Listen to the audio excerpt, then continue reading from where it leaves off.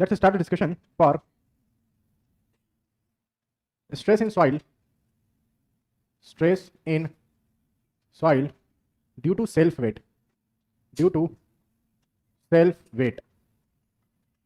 Stress in soil due to self weight, जिसके अंदर हम डिस्कस करने वाले रहेंगे टोटल 3 आइटम्स। जिसके अंदर हम डिस्कस करने वाले रहेंगे टोटल 3 आइटम्स। वो 3 आइटम्स हैं आप लोगों के टोटल स्ट्रेस, पोर प्रेशर या pore water pressure and effective stress. तो ये 3 item we will discuss under the estimation of the stress due to self weight of the soil. अभी मैं फिलहाल में ऐसा कोई भी स्ट्रेस कैलकुलेट नहीं करना जा रहा हूं जो कि आपके एक्सटर्नल लोडिंग के कारण आ रहा हो। मतलब मैंने सॉइल के ऊपर कोई बिल्डिंग बना दिया, कोई डैम बना दिया, या कोई सरचार्ज लगा दिया, या पेमेंट बना दिया, तो वो सब क्या है? एक्सटर्नल लोडिंग है, सरफेस लोडिंग है। उन सब के कारण मैं स्ट्रेस नहीं कैलकुलेट कर रहा हूं। तो फिर मैं किसके कारण स्ट्रेस कैलकुलेट कर रहा हूं? तो मैं स्ट्रेस कैलकुलेट कर रहा हूं सॉइल के खुद के सेल्फ वेट के कारण। तो आइए सॉइल के खुद के सेल्फ वेट के कारण कितना स्ट्रेस आने वाला होगा उसको हम डिस्कस करते हैं। तो सबसे पहले मैं यहां पर लिख रहा हूं, first of all I am writing total stress. मैंने लिखा यहां पर टोटल स्ट्रेस। टोटल स्ट्रेस को हम लोग सिग्मा से डिनोट करने वाले रहेंगे। ठीक है, टोटल स्ट्रेस को हम लोग सिग्मा से डिनोट करने वाले रहेंगे। क्या हो रहा है भाई? ये ऐप में कोई दिक्कत चल रहा है? कौन उधर कौन बैठा हुआ है? ऐप में क्या लिखा है बच्चा? No voice. किसी का कमेंट भी नहीं आ रहा है, जल्दी चेक करो। कौन है वहां पे? बुलाओ ना उनको, रविंद्र भैया किसी को। ऑल क्लियर सर लिख रहे हैं, no audible. Hello hello, app में जरा जल्दी से कमेंट करके बता दो सब कुछ ऑडिबल विजिबल है क्या? Please tell me, is it audible and visible? Hello, चलिए यूट्यूब की स्क्रीन दिखा देना एक बार।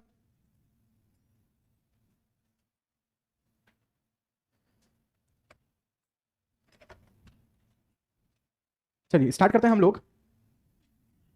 थैंक यू जो भी आपका नाम था, आपके प्यार के लिए।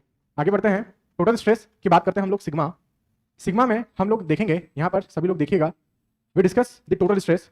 What is the meaning of total stress?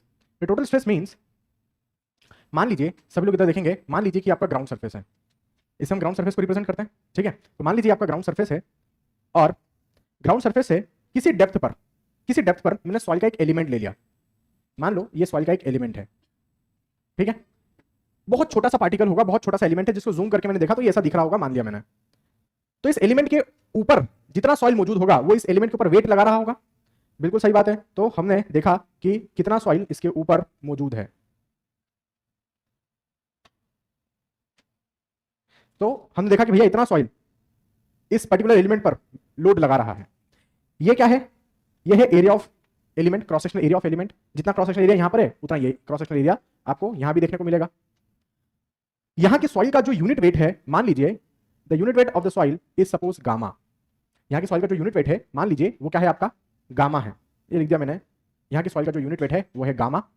मैंने ये जो एलिमेंट ले रखा है, मैं मान लेता हूं कि ये मैंने z डेप्थ पर ले रखा होगा। तो क्या मैं पता कर सकता हूं कि ये जो सॉइल कॉलम आपको दिख रहा है ये कितना वेट लगा रहा होगा इस पर्टिकुलर एलिमेंट पर? तो ये सॉइल का वेट W हम निकाल सकते हैं क्या? बिल्कुल निकाल सकते हैं। तो मैंने लिखा वेट ऑफ सॉइल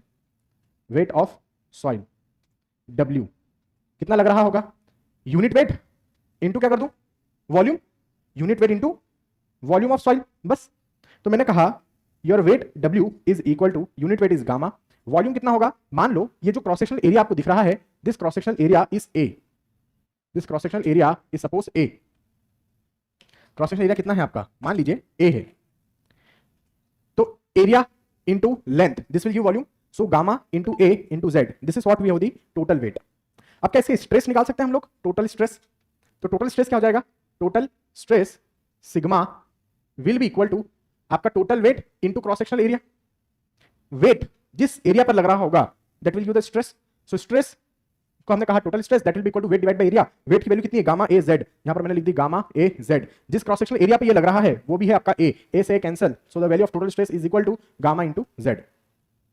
कितना है? Gamma into Z। So finally we have the value of total stress gamma into Z। सीधा हिसाब। इसका मतलब ये हुआ सर कि मान लीजिए ये गामा की वैल्यू 20 है, 20 किलोन्यूटन पर मीटर क्यूब है, और ये Z जो है मान लीजिए ये है 5 मीटर। मैं आपसे बोल रहा हूं सर कि 5 मीटर नीचे जो सॉइल का एक पार्टिकल मौजूद होगा इतना सा, उस पर कितना स्ट्रेस आ रहा है, तो कितना वैल्यू होगा 100। आपको सिर्फ कुछ नहीं करना है, उस सॉइल का यूनिट वेट पकड़ना है इनटू जिस भी डेप्थ पे आप निकालना चाहते हैं उस डेप्थ का मल्टीप्लाई करना है। So 20 into 5 the answer will be 100। Now I'm interested to find the unit weight, sorry to find the unit of total stress. क्या यूनिट बनेगा इसका? इसका यूनिट क्या बनेगा भाई? स्ट्रेस है ना, kilo newton per metre square. आप किलो पास्कल भी बोल सकते हैं, नो प्रॉब्लम। तो यहां पर ये होता है टोटल स्ट्रेस। किसके कारण निकला? क्या मैंने इसके ऊपर सॉइल के ऊपर कोई बिल्डिंग बना रखा है क्या? कोई लोड लगा रखा है क्या? नहीं। मतलब किसके कारण निकला है? Self weight of the soil के कारण, कि यहां के एलिमेंट के ऊपर कितना स्ट्रेस मौजूद है उसके ऊपर मौजूद वाले एलिमेंट्स के कारण। ठीक है, इस एलिमेंट पर कितना स्ट्रेस आ रहा है इसके ऊपर मौजूद अदर एलिमेंट्स के कारण। तो सेल्फ वेट के कारण हमने यहां पर टोटल स्ट्रेस निकाल दिया है। यहां तक की बात ठीक है, मान लिया सर। आगे बढ़ते हैं। नेक्स्ट टर्म जो यहां पर हम निकालना चाहते हैं वो है आपका पोर वाटर प्रेशर। पोर वाटर प्रेशर। अब आप लोगों ने फ्लूइड मैकेनिक्स पढ़ा होगा तो उसमें एक लॉ पढ़ा होगा। पोर वाटर प्रेशर को हम लोग यू से डिनोट करेंगे। एक बात मैं इसमें लिख रहा हूं, it is also known as neutral stress. इसको हम क्या बोलते हैं यहां पर? न्यूट्रल स्ट्रेस भी बोलते हैं। It is also known as neutral stress. अब water exert the pressure, water exerts the pressure of equal magnitude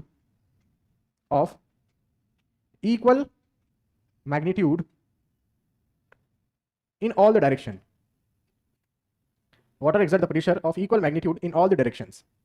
ऐसा आप लोगों ने पढ़ा होगा कि वाटर जो है वो सभी डायरेक्शन में इक्वल अमाउंट का प्रेशर देता है हाइड्रोस्टैटिक कंडीशन में। उस प्रेशर, वो लॉ किसका है? ये पास्कल का लॉ है ना। So according to Pascal's law it exert the pressure of equal magnitude in all the direction. अब देखना यहां पर कि यदि मुझे पोर वाटर प्रेशर निकालना है सॉइल में तो मैं कैसे निकालूंगा? तो मान लीजिए ये आपके सॉइल के सॉलिड्स मौजूद है। These are the soil solids, these are the soil solids. और इनमें क्या भरा हुआ है? ये क्या बना रहे हैं? वॉइड्स क्रिएट कर रहे हैं। ये वॉइड्स किससे भरे हुए हैं? ये वॉइड्स पूरी तरीके से पानी से भरे हुए हैं। मुझे क्या करना है? मान लीजिए मुझे पोर वाटर प्रेशर निकालना है किसी भी जगह पर, किसी भी सॉइल में। सो मैं वहां पर क्या लगा दूंगा? पीजोमीटर इंसर्ट कर दूंगा। इस पीजोमीटर में वाटर जितना हाइट तक राइज करेगा उस हेड को हम कौन सा हेड बोलते हैं? प्रेशर हेड बोलते हैं। That head we call as a pressure head.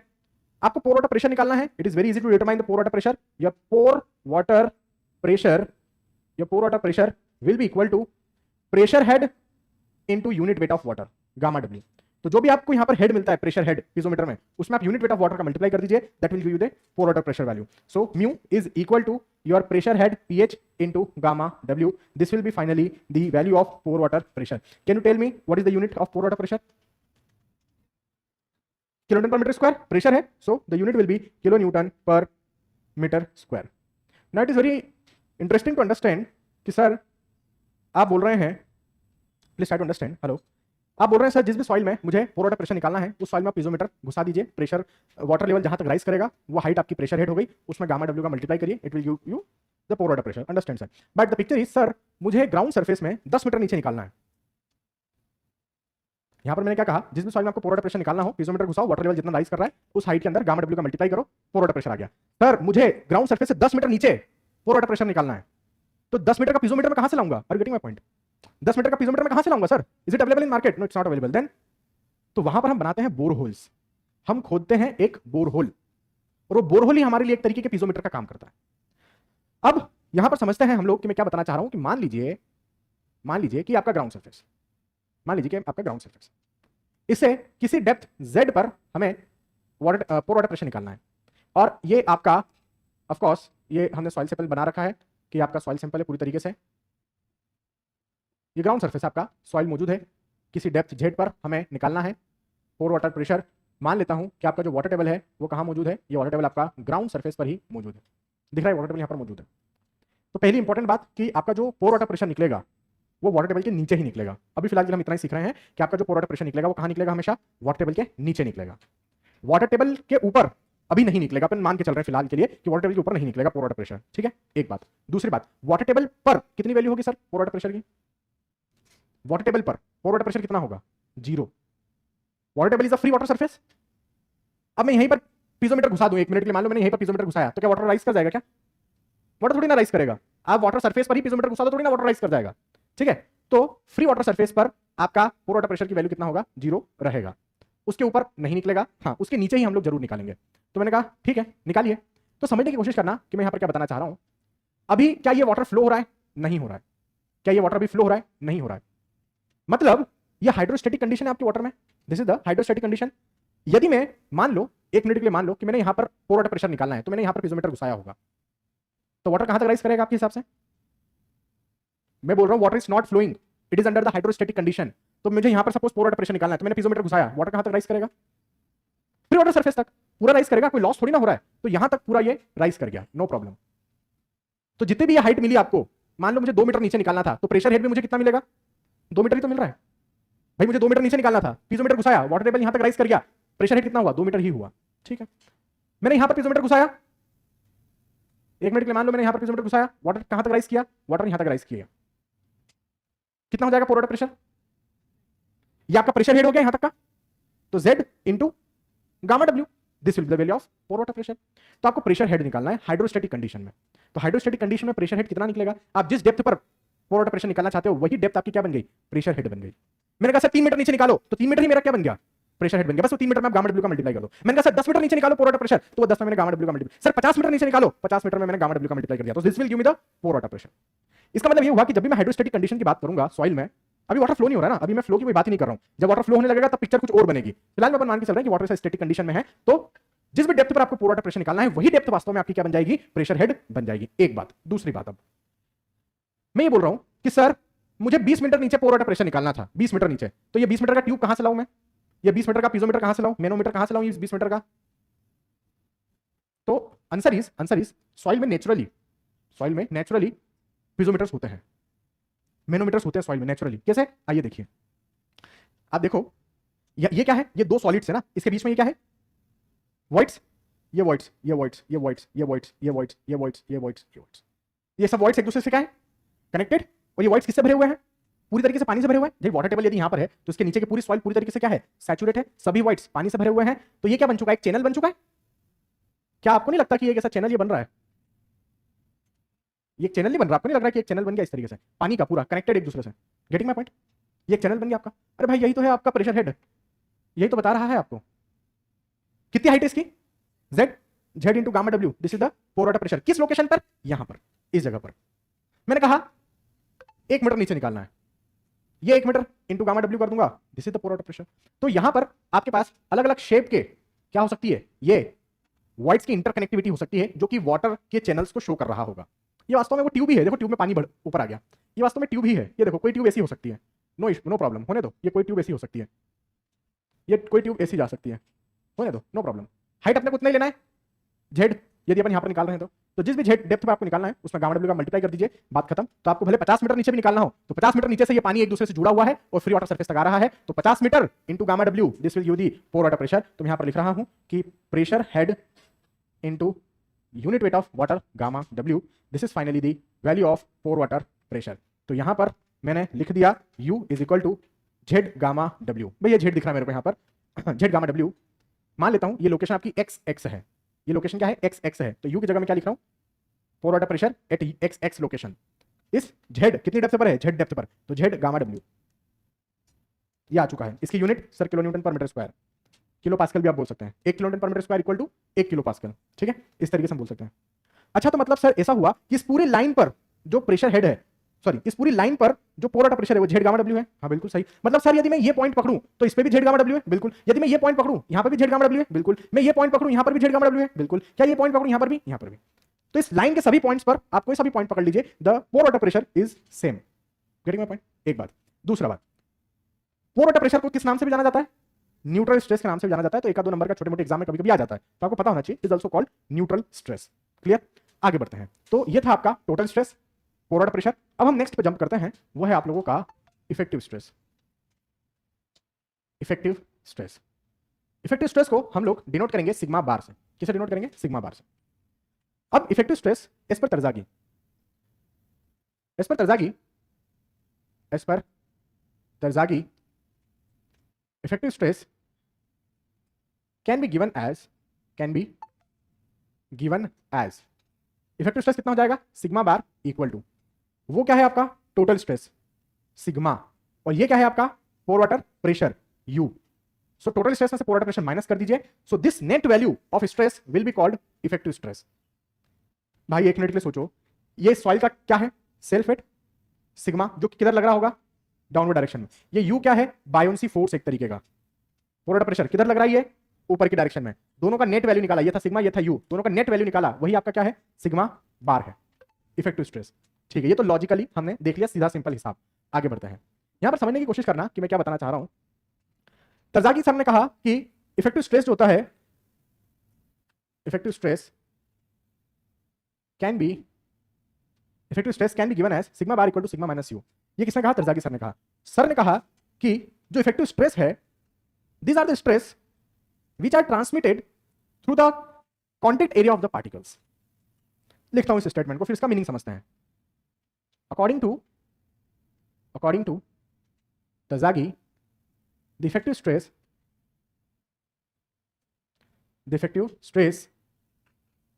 is the stress which is transmitted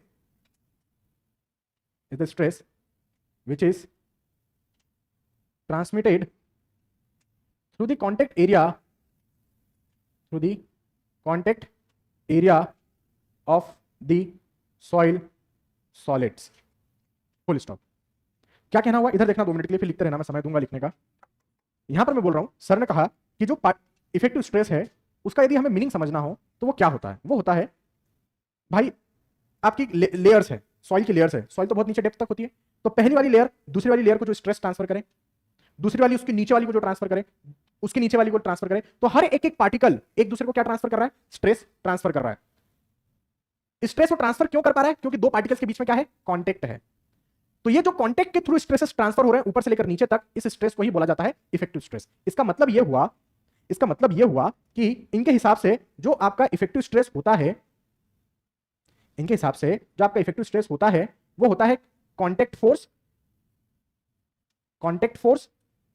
divide by contact area.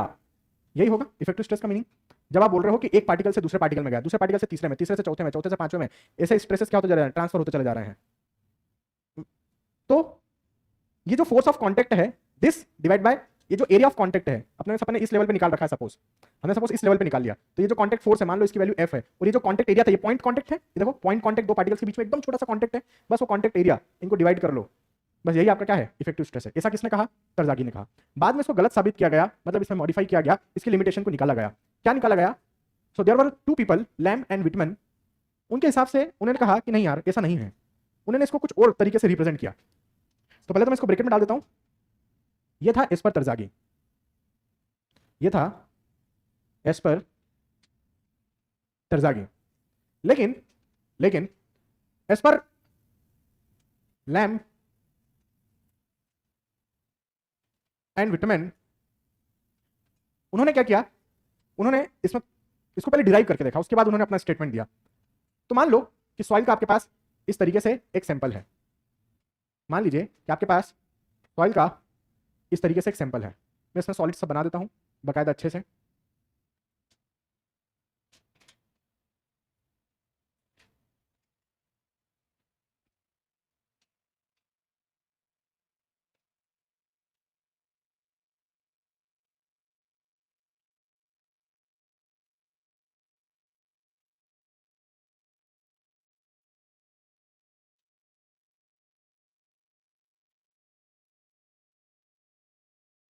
यहां पर देखिएगा, मान लीजिए ये सॉइल का जो खुद का सेल्फ वेट है, उसके कारण जो लोड आ रहा है, मान लेता हूं वो पी आ रहा है।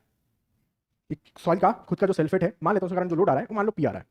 मैंने कोई एक सेक्शन पकड़ लिया, मान लो ये एक सेक्शन मैंने यहां पर पकड़ रखा है, ठीक। अब इस पी लोड को रजिस्ट कौन करेगा? यहां पर ये कॉन्टेक्ट एरिया दिख रहा है, तो एक कॉन्टेक्ट फोर्स यहां पर लग गया, एक कॉन्टेक्ट फोर्स यहां लग गया पार्टिकल्स का, कॉन्टेक्ट फोर्स यहां लगा, कॉन्टेक्ट फोर्स यहां लगा, कॉन्टेक्ट फोर्स यहां लगा, कॉन्टेक्ट फोर्स आपको यहां लगा। तो इतने सारे कॉन्टेक्ट फोर्सेस है, तो टोटल कॉन्टेक्ट फोर्स कितना हो गया? आपका total contact force will be equal to sum of, मान लेता हूं ये FC1 है, प्लस मान लेता हूं ये FC2 है, मान लेता हूं ये आपका FC3 है, मान लेता हूं ये आपका FC4 है। इस तरीके से जितने भी आपके पास कॉन्टेक्ट होंगे, वो हर एक दो पत्थर के बीच में, दो पार्टिकल्स के बीच में एक रेजिस्टेंस फोर्स हमारे पास मौजूद होगा। तो ये सब कॉन्टेक्ट फोर्सेस को मैंने सम कर लिया, तो मुझे टोटल कॉन्टेक्ट फोर्स मिल गया। क्लियर यहां तक की बात? अब इस P को कौन रजिस्ट कर रहा है, ये जानना इंपॉर्टेंट है। इस P को कौन रजिस्ट कर रहा है? Total force P is registered bye, पहला तो आपको कॉन्टेक्ट फोर्स रजिस्ट कर रहा है, कॉन्टेक्ट फोर्स बोले तो सॉइल सॉलिड रजिस्ट कर रहा है। दूसरा कौन रजिस्ट कर रहा है?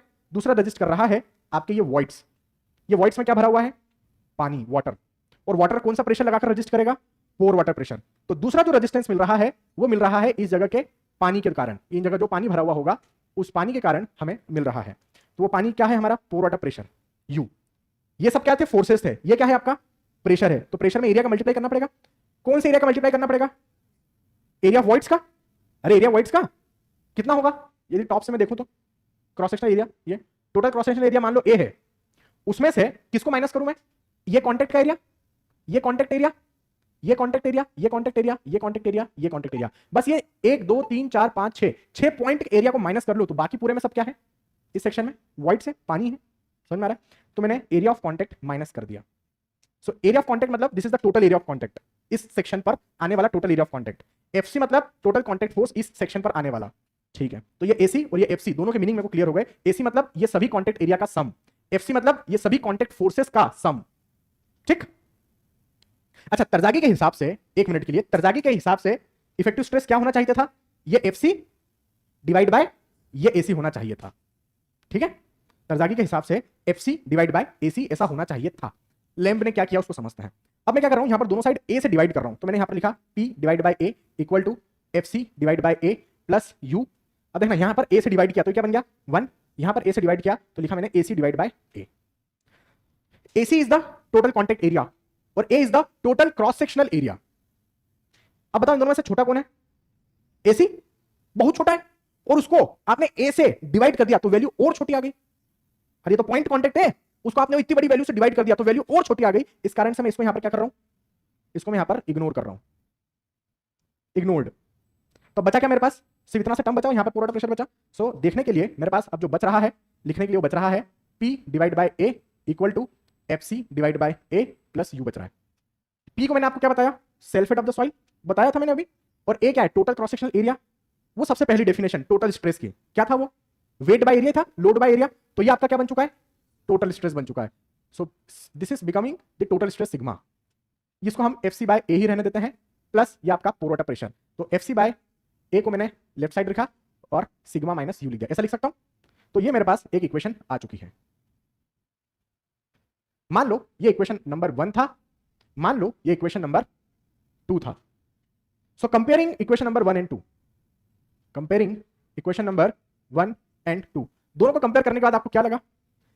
दोनों को कंपेयर करने के बाद आपको यह फील हो गया कि भैया आपका सिग्मा बार का वैल्यू कितना है? वो होगा FC by A, FC by A होगा। जबकि तरजागी ने क्या कहा था? FC बाय AC कहा था। इन्होंने क्या डिराइव करके शो कर दिया? FC by A। समझ में आ रहा है मेरी बात? समझने की कोशिश करना। वास्तविकता यह है, वास्तविकता यह है कि आपने जो वो फॉर्मूला निकाला effective stress equal to total stress minus pore water pressure, उसके हिसाब से आपका जो इफेक्टिव स्ट्रेस है वो ये होता है कॉन्टेक्ट फोर्स डिवाइड में total cross sectional area. Contact force divide में total cross sectional area, this is what we have the meaning of effective stress. क्या इसका कोई फिजिकल सिग्निफिकेंस है? नहीं है, इसका कोई फिजिकल सिग्निफिकेंस नहीं है। क्यों सर इसका फिजिकल सिग्निफिकेंस क्यों नहीं है? क्योंकि भाई आपका कॉन्टेक्ट फोर्स लग रहा था पॉइंट कॉन्टेक्ट पर और आप उसको डिवाइड कर रहे हो टोटल क्रॉस सेक्शनल एरिया पर, तो इसका कोई फिजिकल सिग्निफिकेंस हुआ क्या? इसका कोई फिजिकल सिग्निफिकेंस नहीं हुआ। तो इसलिए कभी भी आप इफेक्टिव स्ट्रेस डायरेक्टली मेजर नहीं कर सकते सॉइल में। आप इसका फिजिकल सिग्निफिकेंस तब होता जब आप उसको इस तरीके से लिखते हैं कि हाँ भाई कॉन्टेक्ट फोर्स डिवाइड में कॉन्टेक्ट एरिया, तो चीजें समझ में आती है। जिस एरिया पे कॉन्टेक्ट फोर्स लग ही नहीं रहा है उस एरिया से भी आप डिवाइड करोगे, so it does not give any physical significance. मेरा कहने का मतलब समझ में आ रहा है? जिस एरिया पर कॉन्टेक्ट फोर्स लग ही नहीं रहा है आप उस एरिया से डिवाइड कर रहे हो, तो जो प्रॉपर्टी आपको मिला है, जो वैल्यू आपको मिला है, उसका कोई फिजिकल सिग्निफिकेंस नहीं है। एक बात। दूसरी बात, यही कारण है कि हमारे पास मार्केट में ऐसा कोई इक्विपमेंट अवेलेबल नहीं है जिसका उपयोग करते हुए मैं किसी भी सॉइल में डायरेक्टली इफेक्टिव स्ट्रेस कैलकुलेट कर लूं। Why there are no equipments available in the market to measure the effective stress? अरे इक्विपमेंट बनाओगे कैसे जब इस टर्म का कोई सिग्निफिकेंस ही नहीं है? तो उसके लिए इक्विपमेंट थोड़ी ना बन पाएगा। इक्विपमेंट तो इसके लिए बनाया जा सकता है, इसके लिए नहीं। तो आपको यदि इफेक्टिव स्ट्रेस कैलकुलेट करना है तो आप डायरेक्टली नहीं कर सकते। आपको उसके लिए सबसे पहले टोटल स्ट्रेस निकालना होगा, उसके बाद आपको पोर वाटर प्रेशर निकालना होगा, फिर टोटल स्ट्रेस में से पोर वाटर प्रेशर को माइनस करना होगा, तब जाके आपको क्या मिलेगा? इफेक्टिव स्ट्रेस मिलेगा। आप यदि सोचे कि मैं डायरेक्टली वैल्यू निकाल लूं इफेक्टिव स्ट्रेस की, तो नहीं निकाल सकते। Getting my point? ठीक है। एक बात, एक और बात, तरजागी का ये स्टेटमेंट गलत है सिर्फ, तरजागी का ये स्टेटमेंट गलत है सिर्फ, लेकिन ये इक्वेशन बिल्कुल सही है। ये इक्वेशन बिल्कुल सही है। तो उस इक्वेशन में कोई मिस्टेक नहीं है, इस इक्वेशन में कोई मिस्टेक नहीं है। मिस्टेक है हल्का सा तो उनके इस स्टेटमेंट में, जो कि बाद में मॉडिफाई हो चुका है इनके द्वारा, वो बाद में सब करेक्ट हो चुका है। तो ये स्टडी हमको यहां पर पता होना चाहिए। तो आज के बाद कभी भी मुझे यदि मौका मिलता है इफेक्टिव स्ट्रेस कैलकुलेट करने का, तो मैं डायरेक्टली सबसे पहला काम जो करूंगा वो कैलकुलेट क्या करूंगा, टोटल स्ट्रेस। उसके बाद क्या कैलकुलेट करूंगा, पोलर वाटर प्रेशर। फिर टोटल स्ट्रेस है पोलर वाटर प्रेशर माइनस करूंगा, this is final value of effective stress we have. Clear? यहां तक के बाद लिखिए जरा इतना।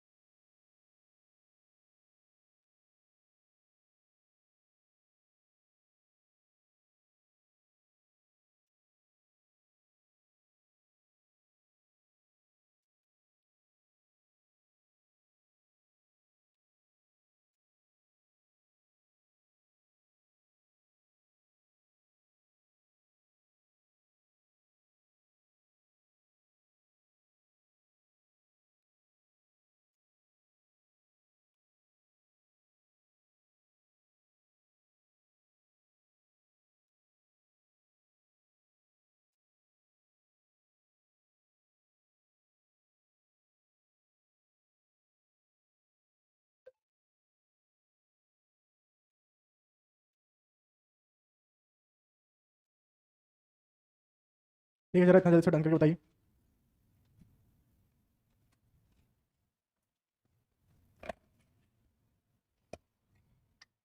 एक बार यूट्यूब का स्क्रीन बता देना।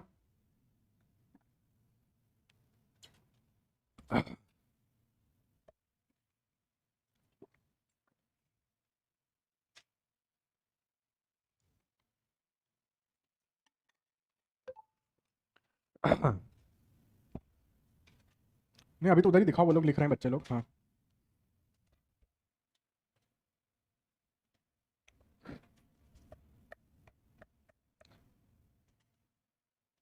अब पूरा स्क्रीन दिखा तो रहे हैं भाई, और कितना स्क्रीन देखोगे? दोनों बोर्ड एक साथ दिखाएं क्या?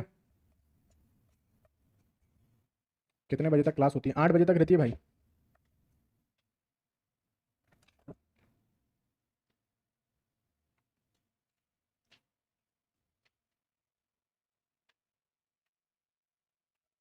बस ज़्यादा वो जूम कर देना यार, वो पूरे बोर्ड पे दिखता नहीं है, मेरे को तो नहीं दिखता इतना कैमरे में से, मतलब मोबाइल में।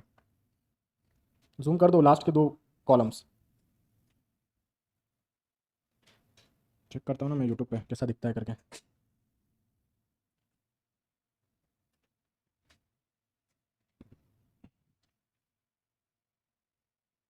इंपॉर्टेंट टॉपिक है, सभी को अटेंड करना चाहिए।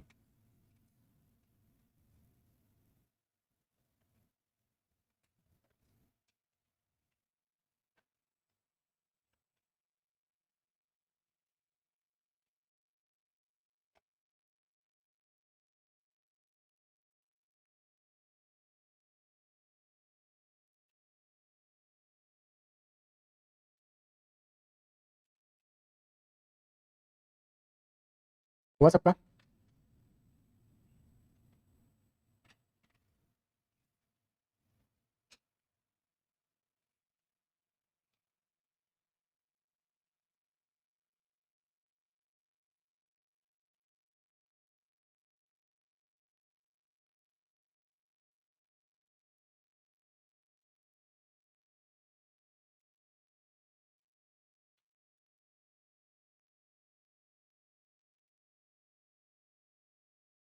चलिए आगे बढ़ते हैं। अच्छा, इसको हटा दो पहले।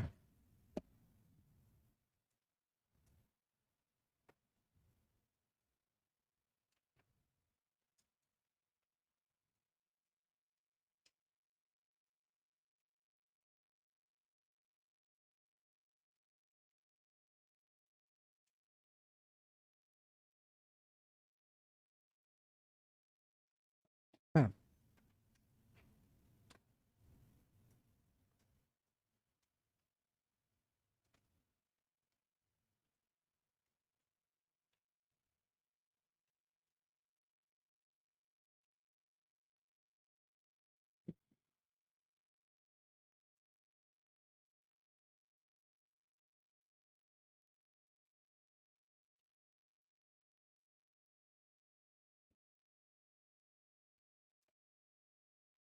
आइए इसकी हम केसेस की स्टडी करते हैं।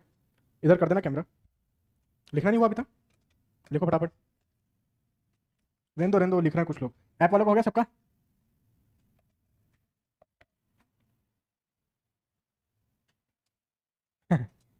सब प्रैक्टिकल होते हैं गेट एकेडमी में।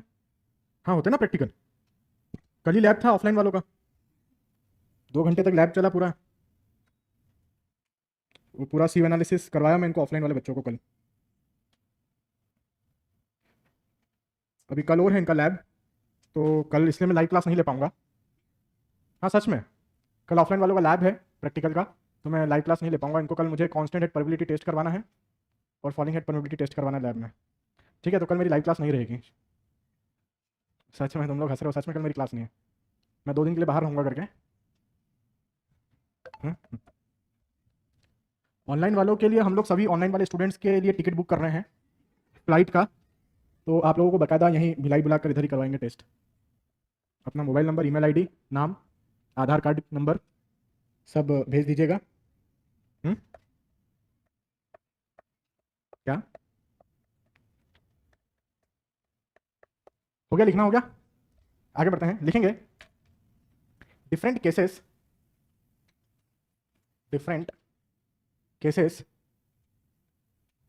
For the analysis of effective stress, for the analysis of effective stress, different cases for the analysis of effective stress. लिखेंगे यहां पर हम लोग केस नंबर 1। केस नंबर 1 है no water table. No water table, हमने कहा water table मौजूद नहीं है। मान लीजिए कि ये आपका ग्राउंड सरफेस है और कुछ डेप्थ पर हमें कैलकुलेट करना है। ये आपकी डेप्थ z है, ये आपकी डेप्थ क्या है? z है। यहां की सॉइल का यूनिट वेट क्या रहेगा? वाटर टेबल मौजूद नहीं है। यदि वाटर टेबल होता तो सॉइल कैसी होती? सैचुरेटेड। वाटर टेबल नहीं है तो कैसी होगी? देखो ड्राई हो सकती है शायद, चांसेस है कि पार्शियली सैचुरेटेड रहे, क्योंकि बारिश आती तो पानी वानी तो रहेगा ना अंदर। तो क्वेश्चन में यदि दे रखा हो ड्राई तो ठीक है, अदरवाइज मेरे हिसाब से यहाँ पर आपको जो देखने को मिलेगा वो बल्क यूनिट वेट देखने को मिल सकता है। एनीवे, अब हमें निकालना है 3 आइटम्स, टोटल स्ट्रेस, पोर वाटर प्रेशर, इफेक्टिव स्ट्रेस। कहाँ कहाँ पर? एक तो ये वाली लेयर पर, एक ये वाली लेयर पर। तो मान लेता हूँ ये लेयर आपका 1 1 है, ये लेयर आपका 2 2 है। निकाले। यहां पर देखिए सबसे पहले लेयर 1 1 पर हम निकाल रहे हैं टोटल स्ट्रेस। कितना होगा टोटल स्ट्रेस? लेयर 1 1 पर टोटल स्ट्रेस। टोटल स्ट्रेस क्या बताता है कि उसके ऊपर जो सॉइल मौजूद है वो कितना लोड लगा रही है। क्या लेयर 1 के ऊपर कोई सॉइल मौजूद है क्या ऊपर? तो इस पर कोई एक्सटर्नल प्रेशर लग रहा है क्या? तो यहां पर हमारे पास वैल्यू कितनी हो गई टोटल स्ट्रेस की? 0। पोर वाटर प्रेशर की वैल्यू, वाटर टेबल है ही नहीं तो पोर वाटर प्रेशर कहां से आएगा? 0। इफेक्टिव स्ट्रेस की value, total stress minus pore water pressure, 0 minus 0। Effective stress भी हमारे पास कितना आ गया? इसमें किसी को कोई समस्या? लेयर नंबर 2 2 पर देखते हैं। अच्छा, जैसे मैंने लिखा लेयर नंबर 1 1, इसका मतलब होता है कि इसका कोई सा भी आप पॉइंट पकड़ लो, चाहे ये वाला, चाहे ये वाला, चाहे ये वाला, कोई सा भी पॉइंट पकड़ लो, हर जगह पर टोटल स्ट्रेस, पोर वाटर प्रेशर और इफेक्टिव स्ट्रेस इतना ही होगा। ठीक है, कोई सा भी पॉइंट पकड़ लो इस लेयर का। लेयर 2 2 पर बात करते हैं। यहां पर टोटल स्ट्रेस कितना हो जाएगा? क्या लिखवाया था हमें? जिस भी डेप्थ पर निकालना हो वो depth into unit weight of soil कितना हो जाएगा? Gamma into Z. तो सीधा हिसाब है, लिख दिया हमने gamma gamma into Z. Pore water pressure, क्या वाटर टेबल है क्या? नहीं है, pore water pressure is 0। Effective stress layer 1 1 पर, सॉरी लेयर 2 2 पर। Total stress minus pore water pressure equal to effective stress, तो gamma Z minus 0 will give you gamma Z. So this was my case number 1। ठीक है, यहां तक की बात? ठीक है, लिखिए जरा, इतना मत लिखिए। नेक्स्ट केस मैं पूरा ही कराता हूं पहले, बाद में लिखिएगा। नेक्स्ट केस, केस नंबर 2 पर चलते हैं। केस नंबर 2, आराम से मैं टाइम दूंगा, डोंट वरी, पहले समझ लो। लिख रहा हूं मैं water table at any depth, water table at any depth. मान लीजिए, अच्छा कहीं कहीं पर क्वेश्चन में जब भी क्वेश्चन आपको आएगा तो कहीं कहीं पर ऐसा लिखा हो सकता है W.T. इसका मतलब क्या होता है? Water table. तो सबको आइडिया होना चाहिए, तो वहां जाके और यार ये साला क्या चीज, हम सर ने तो पढ़ाया नहीं था। तो W.T. मतलब वाटर टेबल, शॉर्ट फॉर्म में लोग ऐसा लिख देते हैं उसको। मान लीजिए कि आपके पास इस तरीके से एक ग्राउंड सरफेस है, ठीक है, मान लिया, और जितनी डेप्थ का ये ग्राउंड था उतनी ही डेप्थ का मैं एक ग्राउंड और कंसीडर कर रहा हूं, उतनी ही डेप्थ का एक ग्राउंड मैंने सेम कंसीडर कर लिया। तो टोटल डेप्थ इसकी कितनी है? टोटल डेप्थ कितनी है? जेड है। वो यहां कहीं पर मुझे वाटर टेबल देखने को मिल रहा है, तो टोटल डेप्थ इज जेड मान लेता हूं यह है Z1 और यह है आपका Z2, तो Z1 प्लस Z2 कितना हो गया, Z हो गया, ठीक है। तो किसी डेप्थ पर क्या लिखा है, water table at any depth, तो ग्राउंड सरफेस से किसी डेप्थ पर वाटर टेबल मौजूद है। तो क्या लगता है आपको यहां पर कौन सा यूनिट वेट रहा होगा, बल्क लिख दूं, और यहां पर सैचुरेटेड, इसके सभी वॉइड्स पानी से भरे हुए हैं तो सैचुरेटेड। हमें total stress effective stress water pressure निकालना है। मान लेते हैं ये लेयर 1 1 है, मान लेते हैं ये लेयर आपका 2 2 है, और मान लेते हैं ये लेयर आपका क्या है 3 3 है। खत्म बात। अब देखिएगा अपन निकालते हैं, देखिएगा यहां पर मैंने लिखा टोटल स्ट्रेस लेयर 1 1 पर कितना होगा बताइए आप लोग। अरे यार ये तो लेयर 1 1 पर टोटल स्ट्रेस कितना है, pore water pressure, water table है क्या यहां पर, नहीं है ना, इफेक्टिव स्ट्रेस भी 0, चलो ठीक है मान लिया सर। लेयर 2 2 की बात करते हैं, टोटल स्ट्रेस कितना हो जाएगा इस लेवल पर, गामा इंटू Z1, मैंने लिख दिया गामा इंटू Z1। पोर वाटर प्रेशर, यहां मैंने पीजोमीटर घुसाया, लेयर 2 2 पर निकालना था, वाटर कहां तक राइज करेगा, अरे करेगा ही नहीं, फ्री वाटर नदी में ट्यूब घुसा ऊपर आ जाएगा क्या, नहीं आएगा, क्यों आएगा, गेटिंग माय पॉइंट। तो ये फ्री वाटर सरफेस है, हाँ नदी में नीचे घुस के यहां लगाओगे तो आएगा, यहाँ ऊपर टॉप सरफेस में लगाओगे तो कुछ भी नहीं होगा, तो कोई राइज आपको देखने को यहां पर नहीं मिल रहा होगा। तो फ्री वाटर सरफेस जो होगा उस पर हमेशा पोर वाटर प्रेशर की जो वैल्यू मिलेगी वो आपको 0 ही मिलेगी। फिर उसके बाद आपके पास आता है इफेक्टिव स्ट्रेस, कितना आ जाएगा, दिस माइनस दिस, कितना आ गया, गामा Z1 आ गया। उसके बाद लेयर 3 3 की अपन बात करते हैं, यहां पर टोटल स्ट्रेस कितना होगा, देखिएगा देखिएगा इस लेयर पर ये सॉइल भी लगा रही है, ये भी लगा रही है, हालांकि सॉइल दोनों सेम ही है ना, अरे ये सॉइल सेम ही तो है, सिर्फ बीच में पानी का लेयर आ गया है, तो कितना हो जाएगा gamma Z1 plus gamma saturated Z2, तो यहां पर आपका हो जाएगा gamma Z1 plus gamma saturated Z2, ठीक है। अब इस पे निकालिए पोर वाटर प्रेशर U33। मैंने क्या बोला था कि वाटर टेबल से जितना भी नीचे निकालना हो उस हाइट का किससे मल्टीप्लाई करना है, मैंने 1 मिनट के लिए यहां पर पीजोमीटर घुसाया, वाटर कहां तक राइज करेगा, फ्री वाटर सरफेस तक वाटर टेबल आपके यहां राइज करेगा, क्योंकि पानी फ्लो नहीं हो रहा है तो उसकी एनर्जी में कोई लॉस नहीं होगा, there is no seepage, it's hydrostatic condition completely, तो वाटर वहीं तक होगा जहां तक उसका फ्री वाटर सरफेस है। तो आपको प्रेशर हेड की वैल्यू कितनी मिली, Z2 के बराबर, तो इसके अंदर किसका मल्टीप्लाई कर दूं, गामा W का, तो ये हो गया आपका gamma W Z2 pressure head into unit weight of water, this will give the pore water pressure. अब हमें निकालना है इफेक्टिव स्ट्रेस। इफेक्टिव स्ट्रेस क्या होता है, total stress minus pore water pressure, तो मैंने माइनस करना चाह, देखो gamma Z1 plus gamma saturated Z2, ये हो गया टोटल स्ट्रेस, माइनस कर रहे हैं अपन गामा W Z2, ठीक।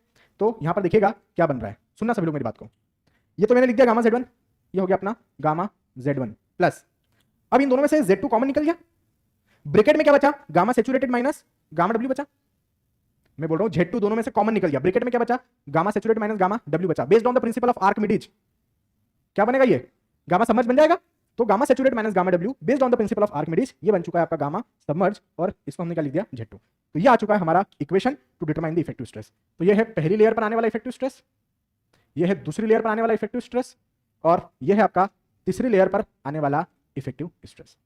इधर भी ये पहली लेयर, ये दूसरी लेयर, समझ में आई बात, यहां तक हेलो प्लीज लिखो, इधर मेरी बात सुनो।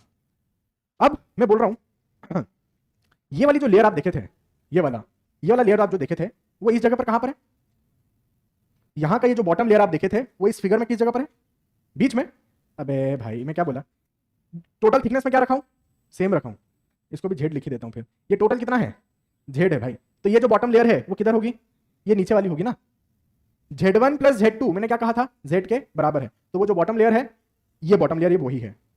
इन दोनों फिगर में अंतर क्या है, ये गर्मियों में लिया गया पिक्चर है, समर सीजन में लिया गया पिक्चर है ये आपके ग्राउंड का, और ये रेनी सीजन में लिया गया पिक्चर है, बारिश हुई होगी, हो सकता है गर्मियों के सीजन में आपका वाटर टेबल यहां रहा होगा, हो सकता है वाटर टेबल यहां रहा होगा, लेकिन मेरा स्टडी का जो एरिया था वो यहीं तक लिमिटेड था, मैं उसके ज्यादा नीचे जाना ही नहीं चाहता था, तो मेरे को अपने स्टडी एरिया में वाटर टेबल मिल ही नहीं रहा था। ये गर्मियों के सीजन का बात हुआ, जब बारिश हुई तो ये वाटर टेबल ऊपर आया, तो बारिश के दिनों में ये वाटर टेबल यहां पर आ गया, ये देखो बारिश के दिनों में वाटर टेबल यहां पर आ गया। तो इफेक्टिव स्ट्रेस में क्या चेंजेस हमें देखने को मिले वो मैं यहां पर निकालने में इंटरेस्टेड हूं। 1 मिनट के लिए मान लो, मैं आपको रफली यदि करवाना चाहूं तो 1 मिनट के लिए मान लो कि Z की वैल्यू 5 मीटर है, गामा सैचुरेटेड की value 20 kilo newton per metre cube है, गामा की value 15 kilo newton per metre cube है, Z1 की वैल्यू 2 मीटर है, Z2 की वैल्यू 3 मीटर है, गामा W आपका 10 kilo newton per metre cube है, gamma W 10 kilo newton per metre cube है। ये सब मैंने रफ डेटा लिख दिया, ठीक। मुझे इफेक्टिव स्ट्रेस निकाल कर बताओ यहां पर कितना आ रहा होगा इफेक्टिव स्ट्रेस। यहां पर ये फॉर्मूला है, कितना आ रहा है, गामा इंटू जेड, कितना आ रहा है, गामा की वैल्यू 15, जेड की वैल्यू 5, कितना आ गया 75 kilo newton per metre square या किलो पास्कल, जो भी बोल रहा हूं, 75। ठीक, बारिश हुई, वाटर टेबल ऊपर आया, यहां तक आ गया। देखो Z1 प्लस Z2 ये वही 5 मीटर हो रहा है। Z1 2 मीटर बोला, Z3 3 मीटर बोला, 2 3 5, मतलब ये वाली लेयर और वो वाली लेयर एक ही है, ये वही लेवल है हमारे ग्राउंड में, वही सेम लेवल है। अब बता के बताओ सेम लेवल पर कितना आ रहा है इफेक्टिव स्ट्रेस इस वाले फॉर्मूले से। तो 15 इंटू 2 30 तो ये हो गया, और 20 में से 10 के बच्चे 10 10 और 30 30 30 वो, और गामा 15 60 आ रहा है 60, तो ये आ गया आपका 60 गिवन डेटा पर। ये जो गिवन डेटा उसके आधार पर क्या देखने को मिल रहा है, इफेक्टिव स्ट्रेस बढ़ रहे हैं घट रहे हैं, कम हो रहे हैं, रिड्यूस हो रहे हैं। तो आपको क्या लगता है ये हमारा फायदा है या नुकसान है, आप बताओ। As a good civil engineer आपको ज्यादा इफेक्टिव स्ट्रेस चाहिए या कम इफेक्टिव स्ट्रेस चाहिए, ज्यादा चाहिए आपको, ज्यादा, अपने को देखते हैं सर, पता नहीं ज्यादा चाहिए, क्यों, स्ट्रेंथ अच्छा रहता है ज्यादा होने से। ठीक है, अपन बताओ sir, hello, no idea sir ji. So as a good civil engineer हमें इफेक्टिव स्ट्रेस क्या चाहिए, हमेशा ज्यादा चाहिए। आप नाम से कंफ्यूज हो सकते हैं, स्ट्रेस कह रहे सर, स्ट्रेस ज्यादा होंगे तो ये तो खराब बात है ना, किसी भी मटेरियल में स्ट्रेस का ज्यादा होना। आप ऐसा मत सोचिए, इसको स्ट्रेंथ पॉइंट ऑफ व्यू से सोचिए।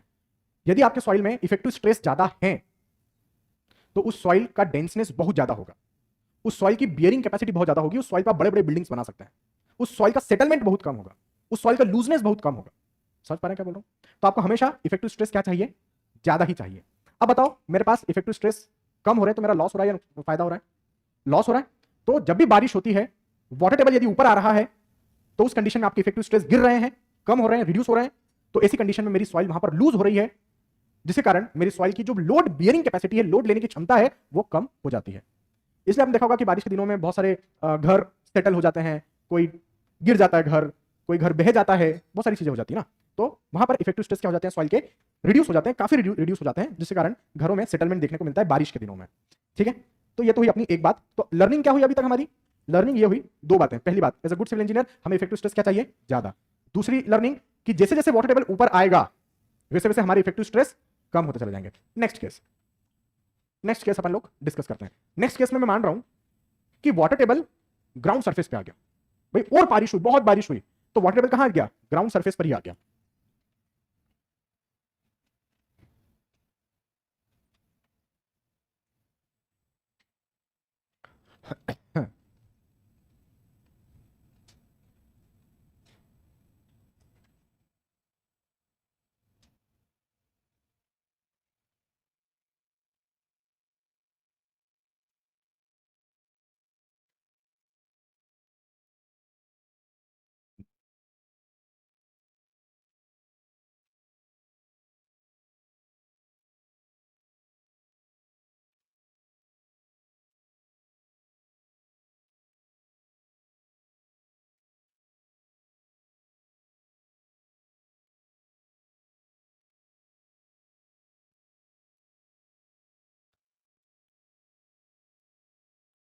चलते हैं हम लोग नेक्स्ट केस पर।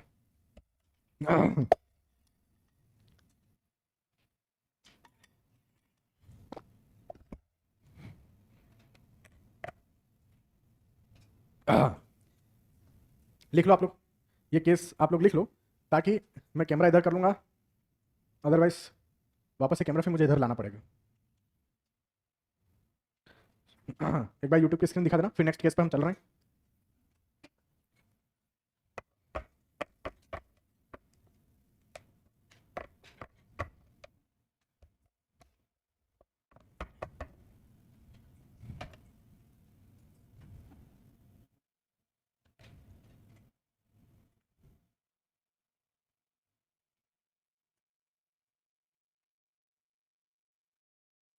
लिखना हो जाए डन करके बता देंगे जल्दी से।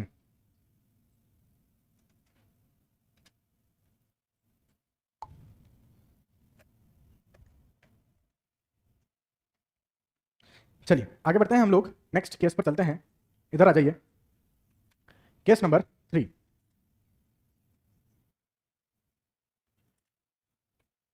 केस नंबर 3, केस नंबर 1 था कि वाटर टेबल काफी नीचे था तो हमारे स्टडी एरिया में वाटर टेबल आ ही नहीं रहा था। केस नंबर 2 में वाटर टेबल ऊपर आ गया, हमारे स्टडी एरिया के अंदर आ चुका है। अब मैं बोल रहा हूँ और पानी आया और बारिश हुई या और कहीं से वाटर का लेवल पानी आया तो वाटर टेबल ग्राउंड सरफेस पर आ चुका है सपोज, तो हम मान के चल रहे हैं कि water table at ground surface. Next case है water table at ground surface, water table at ground surface, ठीक है, water table at ground surface.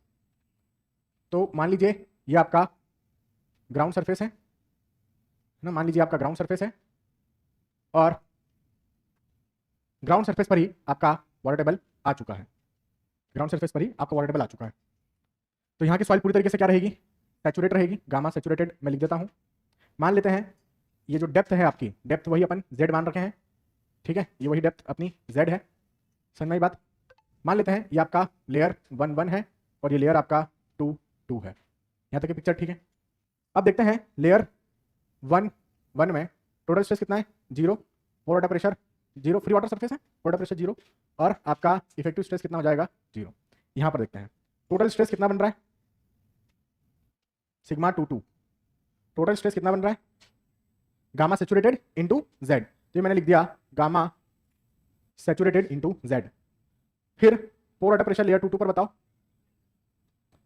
यहां पर यदि मैं 1 मिनट के लिए पीजोमीटर लगाऊं, यहां पर यदि मैं 1 मिनट के लिए पीजोमीटर लगाऊं तो कहां तक राइज कर सकता है आपका, पूरा यहां तक राइज करेगा, मतलब गामा अपने पास प्रेशर हेड कितना हो गया जेड, तो आप यहां पर लिख सकते हैं गामा डब्ल्यू इंटू जेड।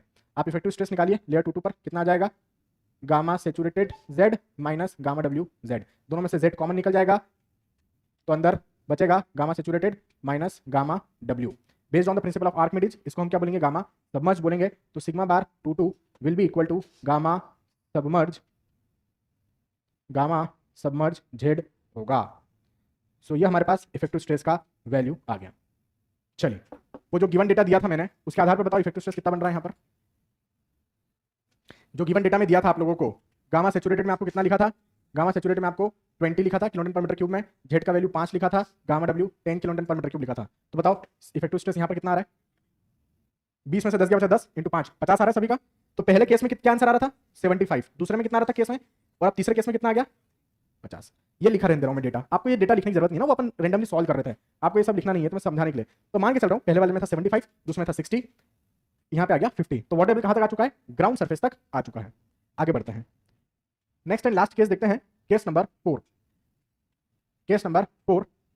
अब क्या करूं, ग्राउंड सरफेस के भी ऊपर ले जाऊं, तो water table above ground level, above ground level या ग्राउंड सरफेस जो भी लिखना आपको, ग्राउंड लेवल के भी ऊपर चला जाए। तो मान लो कि ये आपका वाटर टेबल है और ये आपका ग्राउंड सरफेस है। अच्छा इधर एक बात बताओ, इसका मतलब क्या होता है ग्राउंड लेवल, तो उसको ऐसा क्यों बनाते हैं, ये हार्ड स्ट्रेट है, इम्परमेबल है, इम्परमेबल होगा तो पानी नीचे कैसे जाएगा फिर, अरे बारिश का पानी फिर तो हमेशा इधर उधर बहते ही रहेगा, नीचे तो कभी नहीं जाएगा। इतनी देर से ये क्या बोले थे सर, ये इंडिकेट करता है, देखो जब भी आप ऐसा बनाते हो ना, ये क्या है, ये किसी वृक्ष की जड़ें हैं, तो ये बताता है कि ये आपका ग्राउंड सरफेस, इसके नीचे जड़ें हैं, तो दिस साइन इंडिकेट्स दी जड़ ऑफ एनी ट्री। समझ में आ रही बात, ठीक है। अब बोलोगे सर ये गुब्बारा क्या बता रहा है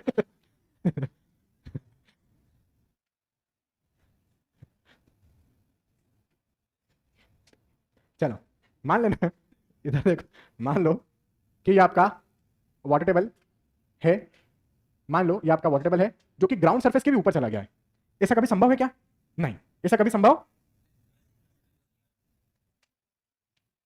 नहीं, कौन बोला था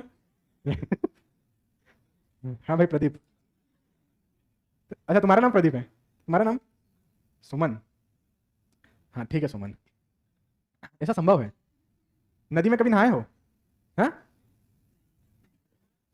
नहीं, ऐसा क्या होता है भाई, नदी में जाते हैं हम, रिवर में नहाने जाते हैं, तालाबों में जाते हैं, तो वाटर लेवल ऊपर रहता है, और आप नदी में अंदर जब कूदते हो तो किसी जगह पे तो अपने पांव टिकाते हो ना, अपने पांव किसी जगह पे तो रखते हो ना, वो क्या होता है ग्राउंड सरफेस। तो ग्राउंड सरफेस नीचे है, वहां पर वाटर टेबल क्या है ऊपर है। समझ में आ रही बात क्या बोल रहा हूँ? तो वहां पर ग्राउंड सरफेस नीचे है, वाटर टेबल ऊपर है। This is the picture of नदी, रिवर, तालाब, ओशन, सी, कुछ भी बोलो। तो मान लेते हैं हम इस डेप्थ तक इंटरेस्टेड है, ये हमारी वो जेड डेप्थ है, ये हमारा वो जेड डेप्थ है 5 मीटर वाला, और इसको अपन एच लिख देते हैं, that is the depth of water in the river, depth of water in the river. ठीक, तो निकालते हैं हम लोग। मान लिया कि लेयर आपका 1 1 है, मान लिया कि लेयर आपका 2 2 है, और दिस लेयर इज लेयर 3 3। अब एक बात बताओ, यहाँ पे यूनिट वेट कितना होगा इस जगह पे? Gamma W unit weight of water होगा, और यहाँ पर क्या होगा? Gamma saturated. क्लियर यहाँ तक की बात? चलो बताओ जरा, लेयर 1 1 पे टोटल स्ट्रेस कितना होगा? 0। Pore pressure, effective stress. Layer 2 2 पर टोटल स्ट्रेस, टोटल स्ट्रेस का मतलब क्या होता है? उस पर्टिकुलर लेयर पर जहां पर आप निकाल रहे हो उसके ऊपर वाले मटेरियल का कितना वेट मौजूद है। अब इस लेयर में हमें निकालना है, तो इसके ऊपर जो भी मौजूद हो उसका वेट लगा दो। कितना लग रहा है? Gamma W into H. तो gamma W into H. Pore pressure layer 2 2 पर बताओ। यहां पर मैंने वाट घुसाया, ये पीजोमीटर कहां तक राइज करेगा? यहां तक। प्रेशर हेड कितना हो गया? H. H into gamma W is the pressure head. आपका पोर प्रेशर कितना लिख दूं? Gamma W into H. तो इफेक्टिव स्ट्रेस कितना आ गया? Sigma by 2 2। Effective stress will be this minus this equal to 0। इसका मतलब क्या सीखे आप लोग कि इफेक्टिव स्ट्रेस का मैं डेफिनेशन क्या लिखवाया था? इफेक्टिव स्ट्रेस का डेफिनेशन क्या लिखवाया था मैं? The pressure transmitted by the soil particles. और इफेक्टिव स्ट्रेस का डेफिनेशन लिखना भी हम लोग, the pressure transmitted through the soil particles. अब लेयर 1 से लेकर लेयर 2 तक कोई सॉइल पार्टिकल है क्या? नहीं है, तो लेयर 1 पर भी इफेक्टिव स्ट्रेस 0 ही मिलेंगे, लेयर 2 पर भी इफेक्टिव स्ट्रेस 0 ही मिलेंगे, क्योंकि सॉइल पार्टिकल्स ही नहीं तो कहां से लोड ट्रांसफर होगा। समझ आ रही बात? आगे बढ़ते हैं। टोटल स्ट्रेस यहां पर कितना होगा? यहां पर इस जगह पर, इसके कारण भी और इसके कारण भी, gamma W H plus gamma saturated. ठीक है भैया। पोर प्रेशर, यहां पर पीजोमीटर लगाऊं, इस जगह पर निकालना है, कहां तक राइज होगा? पूरा टॉप तक राइज होगा, सवाल ही नहीं उठता है। हाइड्रोस्टैटिक कंडीशन है, कोई फ्लो वगैरह कुछ नहीं हो रहा है पानी का। जब फ्लो होता है तब लेवल डाउन होगा, इसका लॉस देखने को मिलेगा। अभी तो कुछ हो ही नहीं रहा, तो वाटर पूरा वहीं तक, पूरा ऊपर तक जाएगा। तो हमारे पास कितना आ रहा है? H plus Z into gamma W. निकालें जरा अपन लोग इफेक्टिव स्ट्रेस, करें माइनस, तो गामा डब्ल्यू एच से ये gamma W H cancel. Hello, gamma W H से ये गामा डब्ल्यू एच कैंसिल, बचा क्या अपने पास में? ब्रैकेट में gamma saturated minus gamma W into Z. ऐसा लिख सकता हूं क्या? ऐसा लिख सकता हूं? ये गामा डब्ल्यू एच से तो ये गामा डब्ल्यू एच कैंसिल हो गया ना, तो ये क्या बन चुका है? Sigma bar 3 is equal to, based on the principle of Archimedes, gamma submerge Z. ये आपका बन चुका है। नाउ जो डेटा मैं आपको दिया था, अभी भी आपको दिख रहा है इस जगह पे, ये जो मैं डेटा दिया था, इसके आधार पर यहां पर इफेक्टिव स्ट्रेस कितने आ रहे हैं? कितने आ रहे हैं? सैचुरेटेड था 20, गामा डब्ल्यू था 10, तो 20 माइनस 10 बचा 10 इंटू 5, वैल्यू कितनी आ गई? 50। अब देखो अपनी कॉपी में देखना, ऑफलाइन वाले तो पूरा बोर्ड देख सकते हैं, ऑनलाइन वाले अपनी कॉपी में देखेंगे। उनको पहले केस में जो वैल्यू मिली थी इफेक्टिव स्ट्रेस थी, वो कितनी मिली थी? 75। दूसरे केस में मिली 60, मतलब वैल्यू कम हुई। तीसरे केस में मिली 50 और कम हुई। चौथे केस में आके क्या हो गई? वो रुक गई, कांस्टेंट हो गई। अब वैल्यू गिर नहीं रही है। क्या सीखा हमने? हमने सीखा केस नंबर 1 में, केस नंबर 1 और 2 और 3 में हमने क्या देखा कि वाटर टेबल क्या आ रहा था? ऊपर आ रहा था। एक बार जब वाटर टेबल ग्राउंड सरफेस को टच कर जाएगा तो वो इफेक्टिव स्ट्रेस अपनी मिनिमम वैल्यू पर पहुंच चुका है। अब इसके ऊपर भी यदि वाटर टेबल चले जाए तो भी हमारे इफेक्टिव स्ट्रेस में फर्दर रिडक्शन नहीं होगा। Getting my point? Effective stress will remain same. इसका मतलब यह हुआ कि चाहे पानी आपका 5 मीटर ऊपर चला जाए या ग्राउंड सरफेस से 50 मीटर ऊपर चला जाए, इफेक्टिव स्ट्रेस में कोई चेंज देखने को नहीं मिल रहा है। समझ रहा हूं क्या बोल रहा हूं? ग्राउंड सरफेस से आपका पानी 5 मीटर ऊपर चला जाए या 50 मीटर ऊपर चला जाए, हमारे इफेक्टिव स्ट्रेस में कोई चेंज देखने को नहीं मिल रहा है, क्योंकि एच का कोई फिगर ही इस इक्वेशन में नहीं आ रहा है। आपकी डेप्थ ऑफ रिवर का कोई वैल्यू ही यहां पर नहीं आ रहा है हमारी इक्वेशन में। इसका मतलब यह हुआ कि सर मान लीजिए कि यह आपकी एक नदी है। गर्मियों के दिनों में मान लीजिए आपके रिवर में 2 मीटर का ही डेप्थ है, ये वाटर टेबल, ये पानी पूरा। गर्मियों में सर आपके पास 2 मीटर का ही डेप्थ है। वहीं पर ठंड या बरसात बारिश के दिनों में यह डेप्थ बढ़कर 5 मीटर हो जाता है। तो बताओ गर्मियों के दिनों में और बारिश के दिनों में इफेक्टिव स्ट्रेस में डिफरेंस कितना रहा होगा? क्या इफेक्टिव स्ट्रेस में कोई डिफरेंस रहा होगा? पहले था एच आपका 2 मीटर गर्मियों के दिनों में, बारिश के दिनों में यह हो गया 5 मीटर। क्या यह एच यहां पर कहीं पर पुट करने को मिल रहा है क्या आपको? मतलब डेप्थ ऑफ रिवर पे हम डिपेंड हो ही नहीं रहे हैं। तो आपका रिवर में वाटर टेबल फ्लक्चुएट यदि हो रहा है तो आपके इफेक्टिव स्ट्रेस में कोई चेंजेस देखने को नहीं मिलेंगे। इफेक्टिव स्ट्रेस में चेंजेस देखने को कब मिलते हैं? जब वाटर टेबल सॉइल के अंदर फ्लक्चुएट हो रहा हो, तब इफेक्टिव स्ट्रेस में चेंज देखने को मिलेंगे। जैसे कि वाटर टेबल कैसे सॉइल के अंदर ऊपर आता जा रहा था धीरे धीरे, पहले वाले केस में वाटर टेबल था ही नहीं, दूसरे वाले केस में ऊपर आ गया, तीसरे वाले केस में और ऊपर आ गया, ग्राउंड सरफेस पर आ गया, चौथे वाले केस में इसके भी ऊपर चला गया, ग्राउंड सरफेस के भी ऊपर, तो फिर हमें कोई चेंज देखने को नहीं मिला। तो इफेक्टिव स्ट्रेस की जो मिनिमम वैल्यू आपको मिलेगी वो किस कंडीशन में जाके मिल जाएगी? जब वाटर टेबल कहां चला जाए? ग्राउंड सरफेस पे। अब इसके ऊपर और आगे चले जाए तो फिर इफेक्टिव स्ट्रेस में कोई फर्दर रिडक्शन नहीं होगा, the effective stress will remain same. समझ में आ रही क्या बात बोल रहा हूं? ठीक, लिखिए जरा इतना, इसको मिटा देता हूं मैं अब। अच्छा, जैसे मैंने कहा, सुनना प्लीज, जैसे मैंने कहा कि सॉइल के अंदर, ये सॉइल के अंदर यदि वाटर टेबल ऊपर आ रहा है तो इफेक्टिव स्ट्रेस क्या होंगे? कम हो जाएंगे। अब इसका उल्टा बोलता हूं, गर्मियों के दिनों में वाटर टेबल क्या होता है? नीचे चला जाता है। गर्मियों के दिनों में वाटर टेबल क्या हो जाएगा? नीचे चला जाएगा, तो आपकी सॉइल के इफेक्टिव स्ट्रेस क्या हो जाएंगे? बढ़ जाएंगे। ठीक है, तो दोनों पिक्चर काम करेगी, वाटर टेबल ऊपर तो effective stress decrease, water table नीचे तो इफेक्टिव स्ट्रेस इंक्रीज। ठीक है, लेकिन यही वाटर टेबल का फ्लक्चुएशन ग्राउंड सरफेस के ऊपर हो रहा है, सपोज यही फ्लक्चुएशन वाटर टेबल का यदि ग्राउंड सरफेस के ऊपर हो रहा है तो क्या इफेक्टिव स्ट्रेस में कोई चेंज होगा? अरे ग्राउंड सरफेस के ऊपर हो रहा है कुछ फ्लक्चुएशन वाटर टेबल का, तो इफेक्टिव स्ट्रेस में कोई चेंज होगा? नहीं होगा। यही आपको 3 बातें सीखना होगी, जो कि मैं अभी यहां पर नोट करके लिखवाने वाला हूं। लिखिए जरा ये केसेस जल्दी से, फिर अपन नोट करके लिखेंगे।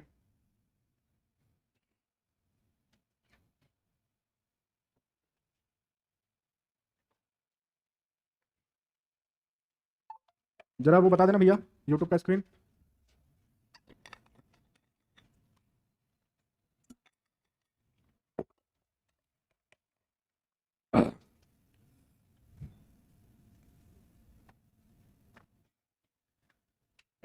मनिंदर पाल सिंह बोल रहे हैं, सर कल की क्लास की मिस हो गई, क्या करें?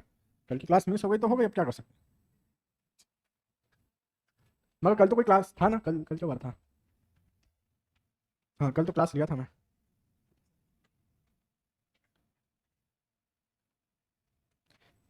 किसी से नोट्स वगैरह ले लेना भाई, जिसकी क्लास मिस हो गई। अब मैं क्या ही कर सकता हूँ यार,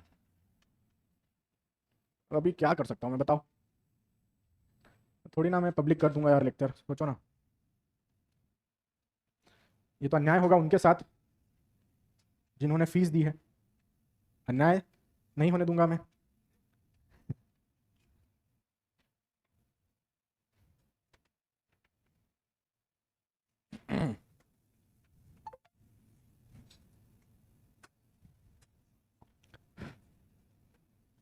हटा दिया।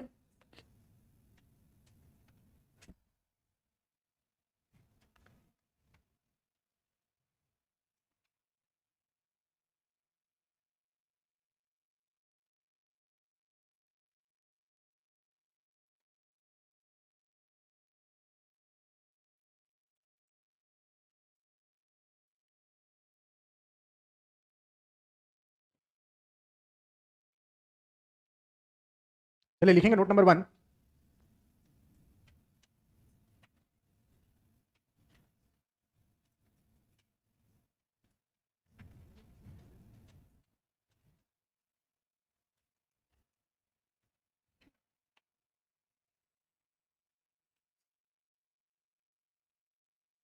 नोट नंबर 1,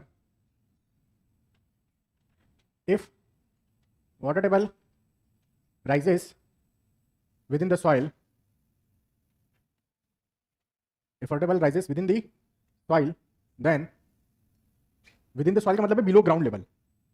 सॉइल के अंदर वाटर टेबल ऊपर आ रही है, मतलब ग्राउंड सरफेस के नीचे वाटर टेबल ऊपर आ रही है यदि, within the soil, then effective stress decreases. Note number 2,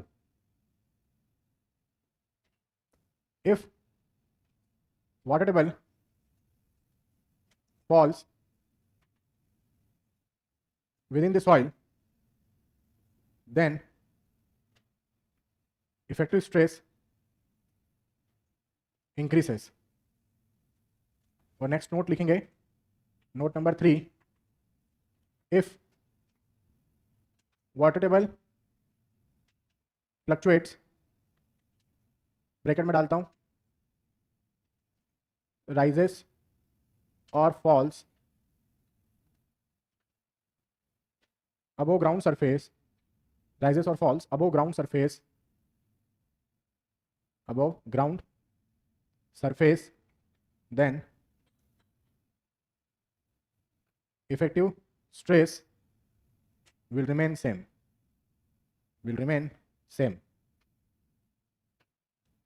no change is observed, no change in effective stress is observed, full stop. लिख लो.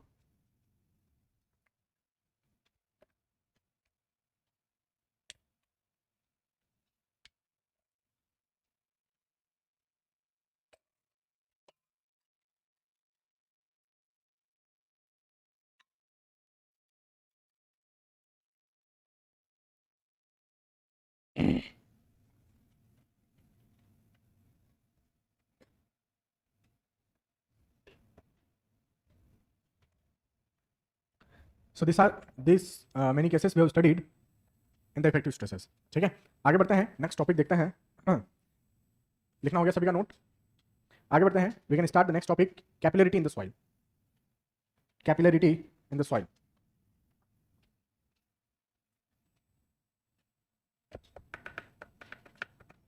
हेडिंग डालेंगे सभी लोग, कैपिलरिटी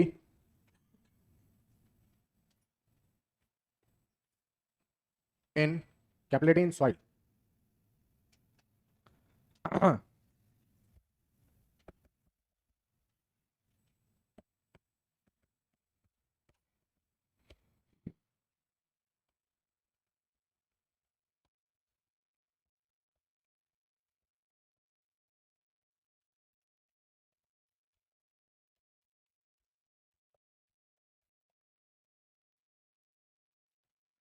हो गया लिखना उधर का? चलिए तो स्टार्ट करते हैं. Capillarity in soil. कैपिलरिटी का मीनिंग आप समझते हैं सभी लोग, है ना? क्या होता है कैपिलरिटी? वाटर का राइज होना. क्या फॉल भी शामिल है इसमें? फॉल भी शामिल है ना? तो वाटर का राइज होना, फॉल होना कब? हाँ, ट्यूब पानी में डालते हैं तो वाटर ऐसा पढ़े ना 11th 12th में कहीं पर. ठीक है, तो उसको अपन समझते हैं यहाँ पर कैपिलरिटी इन सॉइल. समझ लीजिएगा, फिर आराम से लिखिएगा, नो इशू. देखिएगा, मान लीजिए कि मेरे पास एक पानी का ये कंटेनर है, वाटर का मेरे पास ये कंटेनर है, ये पूरी तरीके से पानी से भरा हुआ है, ऐसा मैं मान लेता हूं. ठीक है, अब ये यहां पर इसका क्या है, इसको हम क्या बोलेंगे? ये टॉप सरफेस को हम यहां पर क्या बोलते हैं? Free water surface. तो ये हमारा फ्री वाटर सरफेस है. अब मैंने क्या किया, अब मैंने यहां पर एक ट्यूब, ग्लास का एक ट्यूब इसके अंदर डाला. तो एक ग्लास का ट्यूब कुछ इस तरीके से हमने इसके अंदर डाला. तो जैसे ही मैं ग्लास का ट्यूब अंदर डालूंगा तो दो कंडीशंस हमारे सामने आएगी. यदि ये ग्लास का ट्यूब ड्राई है अंदर से, यदि ये ग्लास का ट्यूब ड्राई है अंदर से, तो उस केस में आपको फॉल देखने को मिलेगा. मतलब ये जो पानी है ये ऐसा हो जाएगा यहां पर, समझ रहे हो? तो आपको फॉल देखने को मिलेगा. लेकिन यदि ये ट्यूब अंदर से गीला है, यदि ये ट्यूब अंदर से गीला है और उसको यदि हम पानी में डुबो रहे हैं, तो फिर ऐसी कंडीशन में ये वाटर क्या करेगा? ऊपर राइज हो जाएगा. तो ये वाटर धीरे धीरे ऊपर राइज होने लगेगा. मान लेता हूं इस सरफेस तक राइज हुआ, तो आप देख सकते हैं ये पूरा आपका वाटर आ चुका है. तो ग्लास की ट्यूब अंदर डुबोने पर पानी का ऊपर चढ़ जाना या नीचे आ जाना, इस बिहेवियर को हम यहां पर क्या बोलते हैं? कैपिलरिटी बोलते हैं. एक बात, जो वाटर ऊपर राइज हुआ है इसको हम क्या बोलते हैं? कैपिलरी वाटर बोलते हैं. जिस हाइट तक ये राइज हुआ है, इस हाइट तक राइज हुआ, जिस हाइट तक ये राइज हुआ है उस हाइट को हम हाइट ऑफ कैपिलरी राइज बोलते हैं. कितनी बातें बताई मैंने? 3 बातें. इस ट्यूब को यदि पानी में डालो तो वाटर ऊपर की तरफ राइज होता है, इस बिहेवियर को हम बोलते हैं कैपिलरिटी. एक बात. जो वाटर ऊपर की तरफ राइज हुआ इस वाटर को हम बोलते हैं कैपिलरी वाटर. दूसरी बात, जिस हाइट तक ये राइज हुआ उस हाइट को हम बोलते हैं कैपिलरी हाइट या height of capillary rise. Height of capillary rise. तो ये 3 बातें आपको याद रखना है. ये हाइट ऑफ कैपिलरी राइज कहां से मेजर किया जाता है? प्री वाटर सरफेस से. कहां तक मेजर किया जाता है? इसको क्या बोलते हैं? मेनिस्कस. ये आधा चंद्रमा दिख रहा है आपको, आधा चंद्रमा, तो इसको बोलते हैं हाफ मून, मतलब मेनिस्कस. तो मेनिस्कस के लेवल तक इसको मेजर किया जाता है. और कहां से मेजर किया जाता है? फ्री वाटर सरफेस से मेजर किया जाता है. मान लेता हूं कि इस मेनिस्कस का जो डायमीटर है वो d है. Let me consider the diameter of this meniscus is d. ठीक, which is equal to the diameter of tube. अरे इस ट्यूब का जो डायमीटर है वही तो मेनिस्कस का भी डायमीटर बन रहा है, बराबर है. तो आप चाहें तो इसको मैं लिख सकता हूं कि ये है आपका मेनिस्कस. इसको बोलते हैं हम meniscus. The question is why the water is rising. Water rise क्यों कर रहा है? Because of the force of attraction between your glass tube and water. Attraction 2 प्रकार के होते हैं. एक होता है एडहेशन के फॉर्म में और एक होता है कोहेजन के फॉर्म में। अट्रैक्शन जो होता है वो दो प्रकार का होता है, एक होता है कोहेजन, एक होता है एडहेशन। कोहेजन मतलब जब दो सेम टाइप के मटेरियल के बीच में अट्रैक्शन हो रहा हो तो उसको बोलते हैं कोहेजन। एडहेशन मतलब जब दो डिफरेंट टाइप के मटेरियल्स के बीच में अट्रैक्शन हो रहा हो उसको बोलेंगे हम एडहेशन। तो यहां पर दो डिफरेंट मटेरियल है हमारे पास, एक है पानी, दूसरा है ग्लास ट्यूब, दोनों के बीच में क्या हुआ होगा? एडहेशन। फोर्स लग रहा था सरफेस टेंशन का, जिसके कारण ये पानी ऊपर चढ़ता चला गया। तो यहां पर हमारे पास लग रहा है सरफेस टेंशन का फोर्स, वैल्यू लिख दी टीएस, सरफेस टेंशन फोर्स। ये वैल्यू लिख दी हमने टीएस, सरफेस टेंशन का फोर्स टीएस। समझ में आ रही बात? अब ये ग्लास ट्यूब के साथ मान लेता हूं कि अल्फा एंगल पर लग रहा है, इधर भी, इधर अल्फा एंगल पर लग रहा है। तो इसका कंपोनेंट ले लो सरफेस टेंशन फोर्स का, तो कितना हो जाएगा? वर्टिकल कंपोनेंट यहां पर यदि अपन ले लें तो ये कितना बन जाएगा? TS cos alpha. कितना बन गया ये भी? TS cos alpha. आप में से बहुत सारे लोग ऐसे सोच रहे होंगे आप में से बहुत सारे लोग ऐसे सोच रहे होंगे कि दो वैल्यूज लग रही है, दिस प्लस दिस, ऐसा लग रहा है। ये एक ही वैल्यू है टीएस कॉस अल्फा, लेकिन लग किस रहा है? पूरी पेरीफेरी पे लग रहा है। कहने का मतलब मान लो ये आपका ग्लास का ट्यूब था, तो ये टीएस कॉस अल्फा ये पूरी पेरीमीटर पर इस तरीके से लग रहा होगा। समझ में आ रही बात? यही चीज है जो आपके पानी को ऊपर खींच कर लेकर आई है। तो जैसे कि मैंने कहा कि वाटर ऊपर की तरफ राइज कर रहा है, तो क्या इनफाइनाइट हाइट तक राइज कर जाएगा? क्या नहीं, एक फाइनाइट हाइट तक ही राइज करेगा। तो कौन सी हाइट तक राइज करेगा? कहां जाकर पानी रुक जाएगा? तो जिस हाइट पर जाकर आपका ये वाला फोर्स इक्वल हो जाए आपके इस पानी के वेट के बराबर, उसी हाइट तक सिर्फ पानी राइज करेगा। क्या बोल रहा हूं मैं? कि जिस हाइट पर जाकर आपका ये सरफेस टेंशन का फोर्स इक्वल हो जाए, ये जो पानी चढ़ा है ऊपर इस पानी के वेट के बराबर, मैं उससे ज्यादा वेट खींच ही नहीं सकता। मान लो सरफेस टेंशन की जो वैल्यू आ रही है फोर्स की आ रही है 20 किलो न्यूटन। इसका मतलब क्या हुआ कि 20 किलो न्यूटन का पानी ये खींच सकता है। तो जब तक 20 किलो न्यूटन का पानी ऊपर नहीं चढ़ जाता तब तक पानी चढ़ता रहेगा। जहां तक 20 किलो न्यूटन का पानी आया बस वो पानी ऊपर चढ़ना रुक जाएगा। मतलब कैपिलरी वाटर जिसको हम बोल रहे थे, इतना वाटर हमारा कैपिलरी वाटर है। कितना वाटर? इतना वाटर हमारा कैपिलरी वाटर है। जब इसका वेट सरफेस टेंशन फोर्स के बराबर हो जाएगा, पानी ऊपर राइज करना रुक जाएगा, क्योंकि चीजें बैलेंस हो चुकी है। तो क्या हम वो निकाल सकते हैं हाइट, जिसको हम हाइट ऑफ कैपिलरी राइज बोल रहे हैं? हाँ सर बिल्कुल निकाल सकते हैं, नो प्रॉब्लम। तो सर निकाल के बताइए एक बार। मैंने कहा ठीक है अपन निकाल के देखते हैं। तो यहां पर हमने लिखा,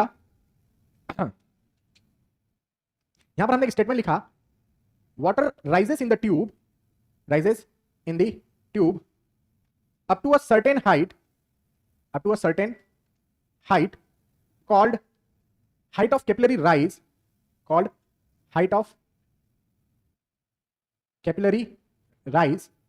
full stop. Water rises up to the height hc at which जहां पर जाकर क्या हो जाता है? Force of surface tension becomes equal to the weight of capillary water. तो इस आधार से आप निकाल सकते हो क्या सर? हाँ बिल्कुल निकाल सकते हो। निकाल के बताइए। ये देखो, अब मेरे को बताओ टोटल ऊपर की तरफ लगने वाला ये सरफेस टेंशन फोर्स का वैल्यू कितना होगा किलो न्यूटन में? बताओ। ये ट्यूब था, इस तरीके से लग रहा है सरफेस टेंशन, कितना लग रहा है? ये मैंने लिखा टीएस कॉस अल्फा, ये तो लग रहा है किलो न्यूटन पर मीटर में, है ना? ये टोटल पेरीमीटर का इसमें मल्टीप्लाई कर दूं लेंथ का, कितना होता है पेरीमीटर टोटल? पाई डी। तो ये पाई डी इसका अपन इसमें मल्टीप्लाई कर दिया। So TS cos alpha kilo newton में आ चुका है, एक सिंगल वैल्यू जो कि किधर लग रहा है? ऊपर की तरफ लग रहा है। तो आप चाहें तो इसमें सिंबल बता देता हूं कि ये फोर्स आपका ऊपर की तरफ लग रहा था। ये तब तक पानी को खींचेगा जब तक कि इस कैपिलरी वाटर का वेट इस सरफेस टेंशन फोर्स के बराबर ना हो जाए। तो इस कैपिलरी वाटर का वेट बता सकते हैं क्या अपन? वाटर का वेट कैसे निकालोगे? Unit weight of water into volume of water. तो वॉल्यूम ऑफ वाटर कैसे निकलेगा? क्या मैं इसको ऐसा लिखता हूं वॉल्यूम ऑफ वाटर के लिए? पहले तो ये ग्लास का इसका क्रॉस सेक्शन एरिया ले लूं, π/4 डी स्क्वायर। डी अपना छोटा वाला है क्या? डी छोटा है, इधर भी छोटा होगा डी स्मॉल। ये हो गया क्रॉस सेक्शनल एरिया। और हाइट कितनी हो गया? Volume of water. Cross sectional area into height, ये हो गया volume into unit weight of water. ये किधर लग रहा था वेट ऑफ वाटर? नीचे की तरफ। तो दोनों जिस कंडीशन पे जाकर इक्वल होंगे वाटर राइज करना रुक जाएगा। यहां तक किसी को कोई समस्या इसमें? सर कोई समस्या नहीं है। तो आगे बढ़ते हैं। तो यहां से आप निकाल लीजिए, हमें क्या निकालना था? एचसी का वैल्यू। तो हमने एचसी का वैल्यू निकाल दिया। क्या इसको ऐसा लिख सकता हूं? 4 टीएस कॉस अल्फा डिवाइड में गामा डब्ल्यू इंटू डी, ऐसा लिख सकते हैं क्या?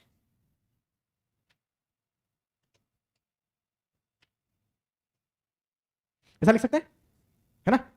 अब इफ, अच्छा कॉस अल्फा की मैक्सिमम वैल्यू कितना होता है, कॉस अल्फा की मैक्सिमम वैल्यू, भाई कॉस की मैक्सिमम वैल्यू कितनी जा सकती है 1 when alpha becomes equal to 0। तो कॉस की जो मैक्सिमम वैल्यू हो सकती है 1, तो यदि कॉस अपनी मैक्सिमम वैल्यू पे पहुंच जाए तो एचसी की हमें क्या मिल जाएगी, मैक्सिमम वैल्यू मिल जाएगी। तो यदि कॉस अल्फा इक्वल टू 1 हो जाए तो एचसी आपका एचसी मैक्स बन जाएगा। तो मैंने कहा ठीक है वैल्यू 1 पुट कर दो, हमें तो वो मैक्सिमम हाइट निकालना है। तो हमने यहां पर निकाल लिया the maximum height of capillary rise is equal to 4ts divide में gamma W into D, gamma W into D. अब यह आ चुका मेरे पास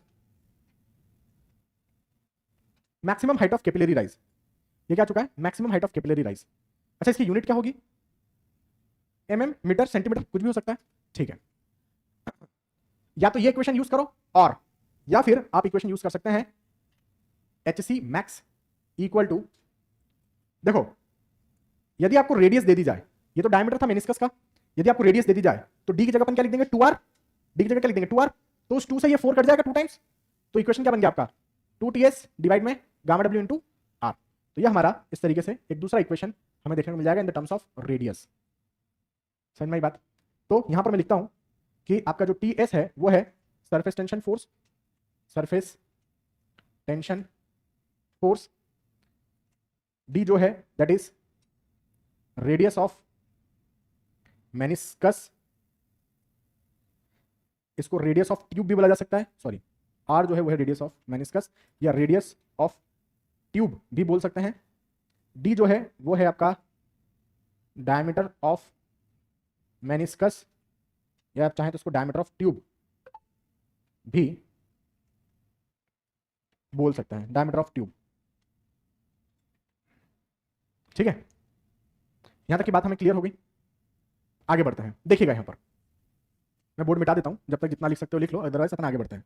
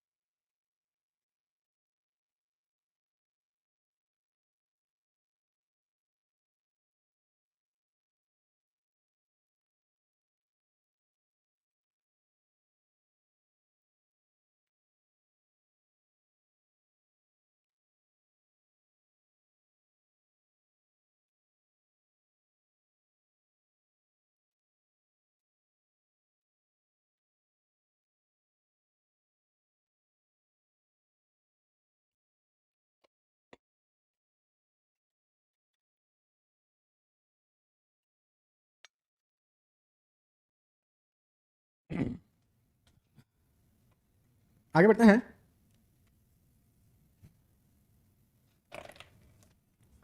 यहां पर देखिए, इधर देखिए, मान लीजिए देखो अभी तक अपन जो भी पढ़े, अभी तक हम लोग जो भी पढ़े, क्या अभी तक हमने सॉइल के बारे में कुछ बात किया, सॉइल का हमने कुछ बात नहीं किया अभी तक।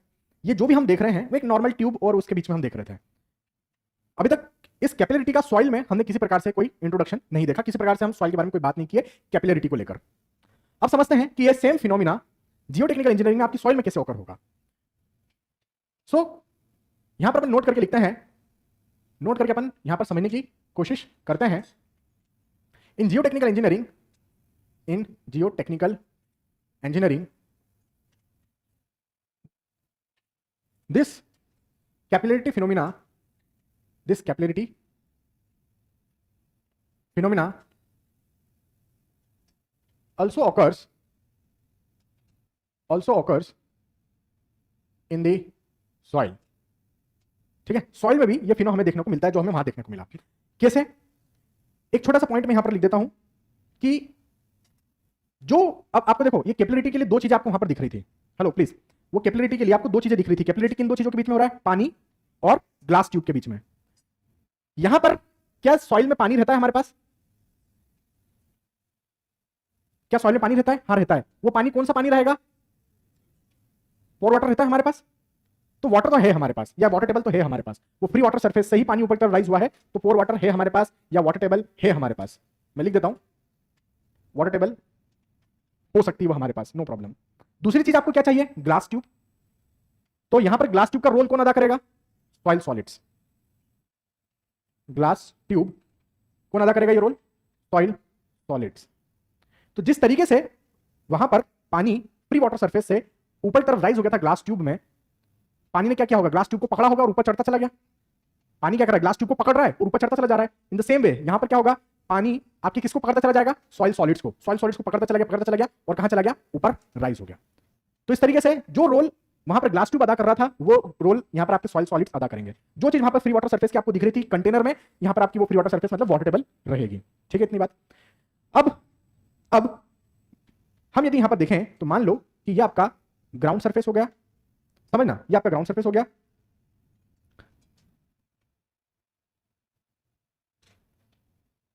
ये आपका वाटर टेबल हुआ, ये आपकी यहां पर सॉइल हुई कुछ इस तरीके से। ठीक है, मैं बोल रहा हूं इतने सारी लेयर्स है आपके पास, सब में सॉइल एक ही प्रकार का है। ठीक है, सब में सॉइल एक ही प्रकार का है। मैंने लेयर वाइज बांट दिया इसको। क्यों बांट दिया, चलो फिलहाल में तो ऐसा मान लो कि आपके पास कोई ग्राउंड सरफेस है, उससे किसी डेप्थ पर वाटर टेबल मौजूद है, फिर नीचे और सॉइल होगा, नो प्रॉब्लम। अब पानी इस फ्री वाटर सरफेस से ऊपर तरफ क्या होगा, राइज होगा। ये जो वाटर टेबल है, ये वाटर टेबल ऊपर राइज नहीं हो रही है। यदि आप सोच रहे हैं कि वाटर टेबल ऊपर आ जाएगी, नहीं, वाटर टेबल ऊपर नहीं आ रही है। वाटर टेबल में से कुछ मात्रा में पानी आपका ऊपर आ रहा है। तो देखो, वाटर टेबल से कुछ मात्रा में पानी आपका ऊपर आया, कुछ हाइट तक पानी बहुत ज्यादा मात्रा में ऊपर आएगा, कुछ हाइट तक कम मात्रा में, और ऊपर उसके ऊपर कुछ हाइट तक और कम मात्रा में। तो फ्री वाटर सरफेस से मान लो कि एक जोन आपको कुछ हाइट तक ऐसा मिला जहां पर इतना पानी ऊपर राइज कर गया, इतना पानी ऊपर राइज कर गया, इतना पानी ऊपर राइज कर गया कि इस जोन की पूरी सॉइल क्या हो गई, फुल्ली सैचुरेटेड हो गई। अभी पहले की यदि मैं कंडीशन पूछूं तो यहां की सॉइल कैसी थी, बल्क थी, पार्शियली सैचुरेटेड थी। वाटर टेबल के नीचे की सॉइल कैसी थी, वाटर टेबल के नीचे की सॉइल कैसी थी, फुल्ली सैचुरेटेड थी। लेकिन वाटर टेबल के ऊपर की सॉइल कैसी थी, पार्शियली सैचुरेटेड थी। किसी कारण से ये पानी ऊपर की तरफ राइज हुआ, वो कारण अभी अपन देखेंगे सब सॉइल के अंदर। किसी कारण से ये वाटर ऊपर की तरफ क्या हुआ, राइज हुआ। कुछ हाइट तक इतना पानी राइज हो गया कि यहां की सॉइल जो पहले पार्शियली सैचुरेटेड थी, वो पूरी तरीके से क्या हो चुकी है, फुल्ली सैचुरेटेड हो चुकी है। तो जिस जोन में जाकर आपकी सॉइल फुल्ली सैचुरेटेड हो जाए, उस जोन को हम बोलेंगे zone of capillary saturation. Zone of capillary saturation, zone of capillary saturation. तो यहां पर आपकी सॉइल पूरी तरीके से क्या हो चुकी है, फुल्ली सैचुरेट हो चुकी है। पानी और ऊपर गया होगा, नो प्रॉब्लम, पानी ऊपर जा ही रहा है, पानी और ऊपर गया होगा, लेकिन इस वाले जोन की मात्रा में कम गया होगा, बस इतना ही पानी ऊपर गया। तो क्या यहां की सॉइल सैचुरेट हो पाई, नहीं हो पाई। इस जोन की सॉइल सैचुरेट नहीं हो पाई। वो पहले भी पार्शियली सैचुरेटेड थी, अभी भी पार्शियली सैचुरेटेड है, लेकिन पहले के पार्शियल सैचुरेशन और अभी के पार्शियल सैचुरेशन में क्या डिफरेंस है कि अभी डिग्री ऑफ सैचुरेशन थोड़ा बढ़ गया होगा, क्योंकि थोड़ा तो पानी आया ना, फुली सैचुरेट नहीं हो पाई, लेकिन थोड़ा तो डिग्री ऑफ सैचुरेशन बढ़ा होगा। तो this is what we call zone of partial saturation, zone of partial saturation, zone of partial saturation. और कम मात्रा में पानी ऊपर गया होगा, और कम मात्रा में पानी ऊपर गया होगा, इसको हम बोलेंगे zone of contact moisture, zone of contact moisture.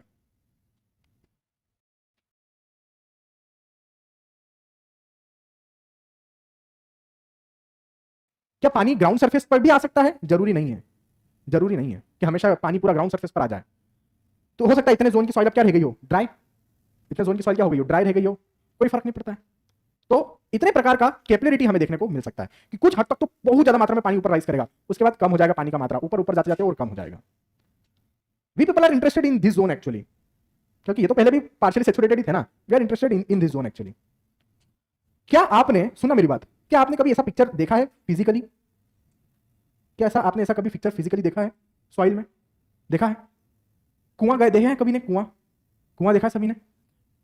कुआं आपने यदि देखा हो, यह होता है कुआं, वेल, ये कुआं है, यहां कहीं पर वाटर टेबल मौजूद है ना, ऐसा देखा कभी कुएं में अंदर? तो यदि आपने ऐसा कुएं में यदि कभी ऐसा अंदर देखा होगा, तो सॉइल कहां तक की गीली होना चाहिए थी, जहां पर वाटर टेबल है उसके नीचे की सॉइल गीला होना चाहिए था। लेकिन नोटिस क्या होगा आपने, और यदि आपने अभी तक नोटिस नहीं किया होगा तो एक बार जाके आप नोटिस करना कि पानी यहां तक का गीला रहता है, आपका सॉइल यहां तक का गीला रहता है।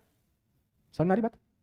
ये चीज देखी किसी ने? अरे भाई पानी तो यहीं तक है, तो फिर यहां की सॉइल गीली क्यों है? इधर सॉइल है ना पूरा, ये सॉइल है ना, तो मैं बोल रहा हूं जब वाटर टेबल यहीं पर है तो इसके नीचे का सॉइल गीला होना चाहिए था, सैचुरेट होना चाहिए था। ये सॉइल आपको गीला क्यों दिखाई देता है इतनी सरफेस तक? फिर उसके ऊपर हल्का डार्कनेस कम, देखना यहाँ का जोन एकदम डार्क, उसके बाद डार्कनेस कम होती जाती है और कम हो जाती है, उसका ड्राई अपने को देखने को मिलता है, dry. So this is occurring because of capillarity. पानी से मतलब ये फ्री वाटर सरफेस है, वाटर क्या हुआ होगा, कुछ हाइट तक राइज किया होगा, तो उसने यहाँ के सॉइल को क्या कर दिया, फुल्ली सैचुरेट कर दिया।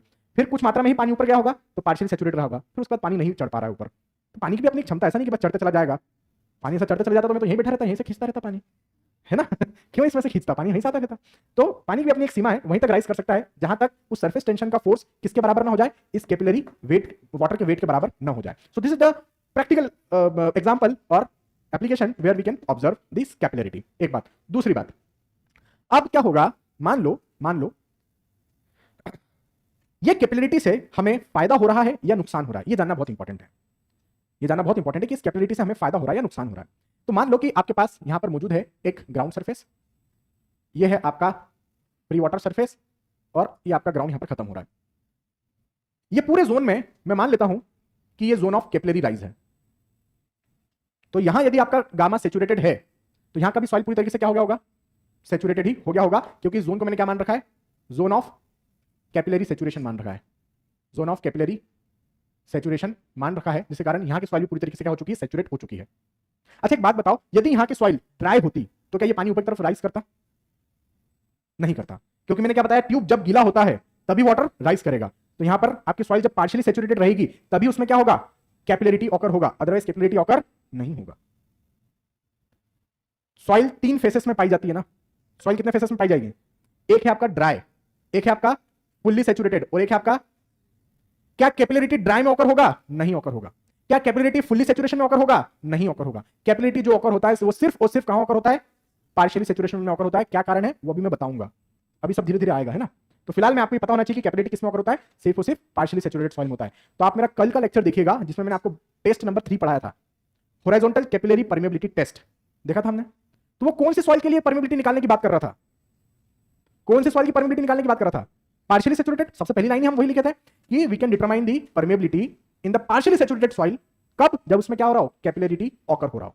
तो कैपिलरिटी सिर्फ और सिर्फ पार्शियल सेचुरेटेड सॉइल में ही देखने को मिलेगा, ना ड्राई में देखने को मिलेगा, ना फुली सेचुरेटेड में देखने को मिलेगा। तो मैंने कहा ठीक है सर, मान लिया। तो मान लो कि यहाँ की सॉइल पार्शियली सेचुरेटेड रही होगी तो कैपिलराइज हुआ होगा, यहाँ की सॉइल फुली सेचुरेटेड अब हो चुकी है। इससे कुछ फायदा हो रहा है क्या सर, उस पर आओ आप, इससे कुछ फायदा हो रहा है क्या, हाँ होगा। क्या होगा समझते हैं, समझते हैं। मैंने कहा कि पोर वाटर प्रेशर, पोर वाटर प्रेशर समझने की कोशिश करिएगा, फिर लिखते रहिएगा आराम से। मैंने कहा कि हम पोर वाटर प्रेशर का डिस्ट्रीब्यूशन बनाते हैं यहां पर। अच्छा एक बात बताओ, मान लो वाटर, मान लो 1 मिनट के लिए पानी यहां से यहां तक राइज किया, ठीक है। तो ये हाइट क्या हो गई आपकी, हाइट ऑफ कैपिलरी राइज हो गई। इसको अपन किससे डिनोट कर सकते हैं, HC से डिनोट कर सकते हैं। This is the height of capillary rise, HC। और ये मान लेता हूं कि डेप्थ ऑफ सॉइल है कुछ Z। अब मैंने कहा मुझे बताओ पोर वाटर प्रेशर की वैल्यू इस वाटर टेबल पर कितनी है, इस फ्री वाटर सरफेस पर पोर वाटर प्रेशर U की वैल्यू कितनी होगी, 0। आज 0 फ्री वाटर सरफेस पर कितना होगा, 0। तो ये है 0 वैल्यू। मैं डिस्ट्रीब्यूशन बना रहा हूं पोर वाटर प्रेशर का एक्चुअली, ठीक है। अब मैं बोल रहा हूं यहां पर बताओ, इस लेयर पर पोर वाटर प्रेशर कितना होगा।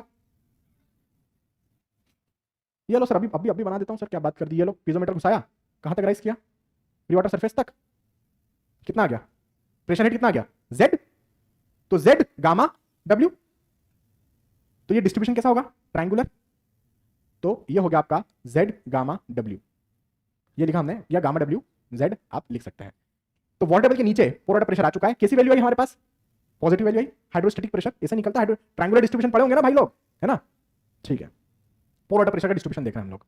अब एक बात बताओ, वाटर यहां से राइज होना स्टार्ट हुआ तो कहां तक राइज होता है, लेवल ऑफ मेनिस्कस तक। मतलब लेवल ऑफ मेनिस्कस कहां बन रहा होगा, यहां पर बन रहा होगा। तो यहां से पानी ने चढ़ना चालू किया और कहां तक गया, यहां तक गया। तो यहां पर आपका क्या बन रहा है, मेनिस्कस बन रहा होगा। तो इस हाइट को हमने क्या नाम दिया, हाइट ऑफ कैपिलरी राइज का नाम दिया। मैं यदि बात करूं मैनोमीटर लगाने की, हमने यहां पर एक मैनोमीटर लगा दिया, सपोज हमने मैनोमीटर लगा दिया, हमने मान लो एक मैनोमीटर लगा दिया या पीजोमीटर लगा दिया, तो कहां तक वाटर राइज करेगा, मुझे यहां पर निकालना है पोर वाटर प्रेशर। तो मैं पूछ रहा हूं कि मैंने यहां पर पीजोमीटर या मैनोमीटर लगा दिया, तो कहां तक राइज करेगा वाटर, राइज नहीं करेगा। तो फिर क्या करेगा, हाँ सही बोल रहे हो, क्या करेगा, अरे कल मैंने आपको वो पढ़ाया था, कैपिलरी परमेबिलिटी टेस्ट पढ़ाया था, वो डायग्राम देखो एक बार, कैपिलरी परमेबिलिटी टेस्ट।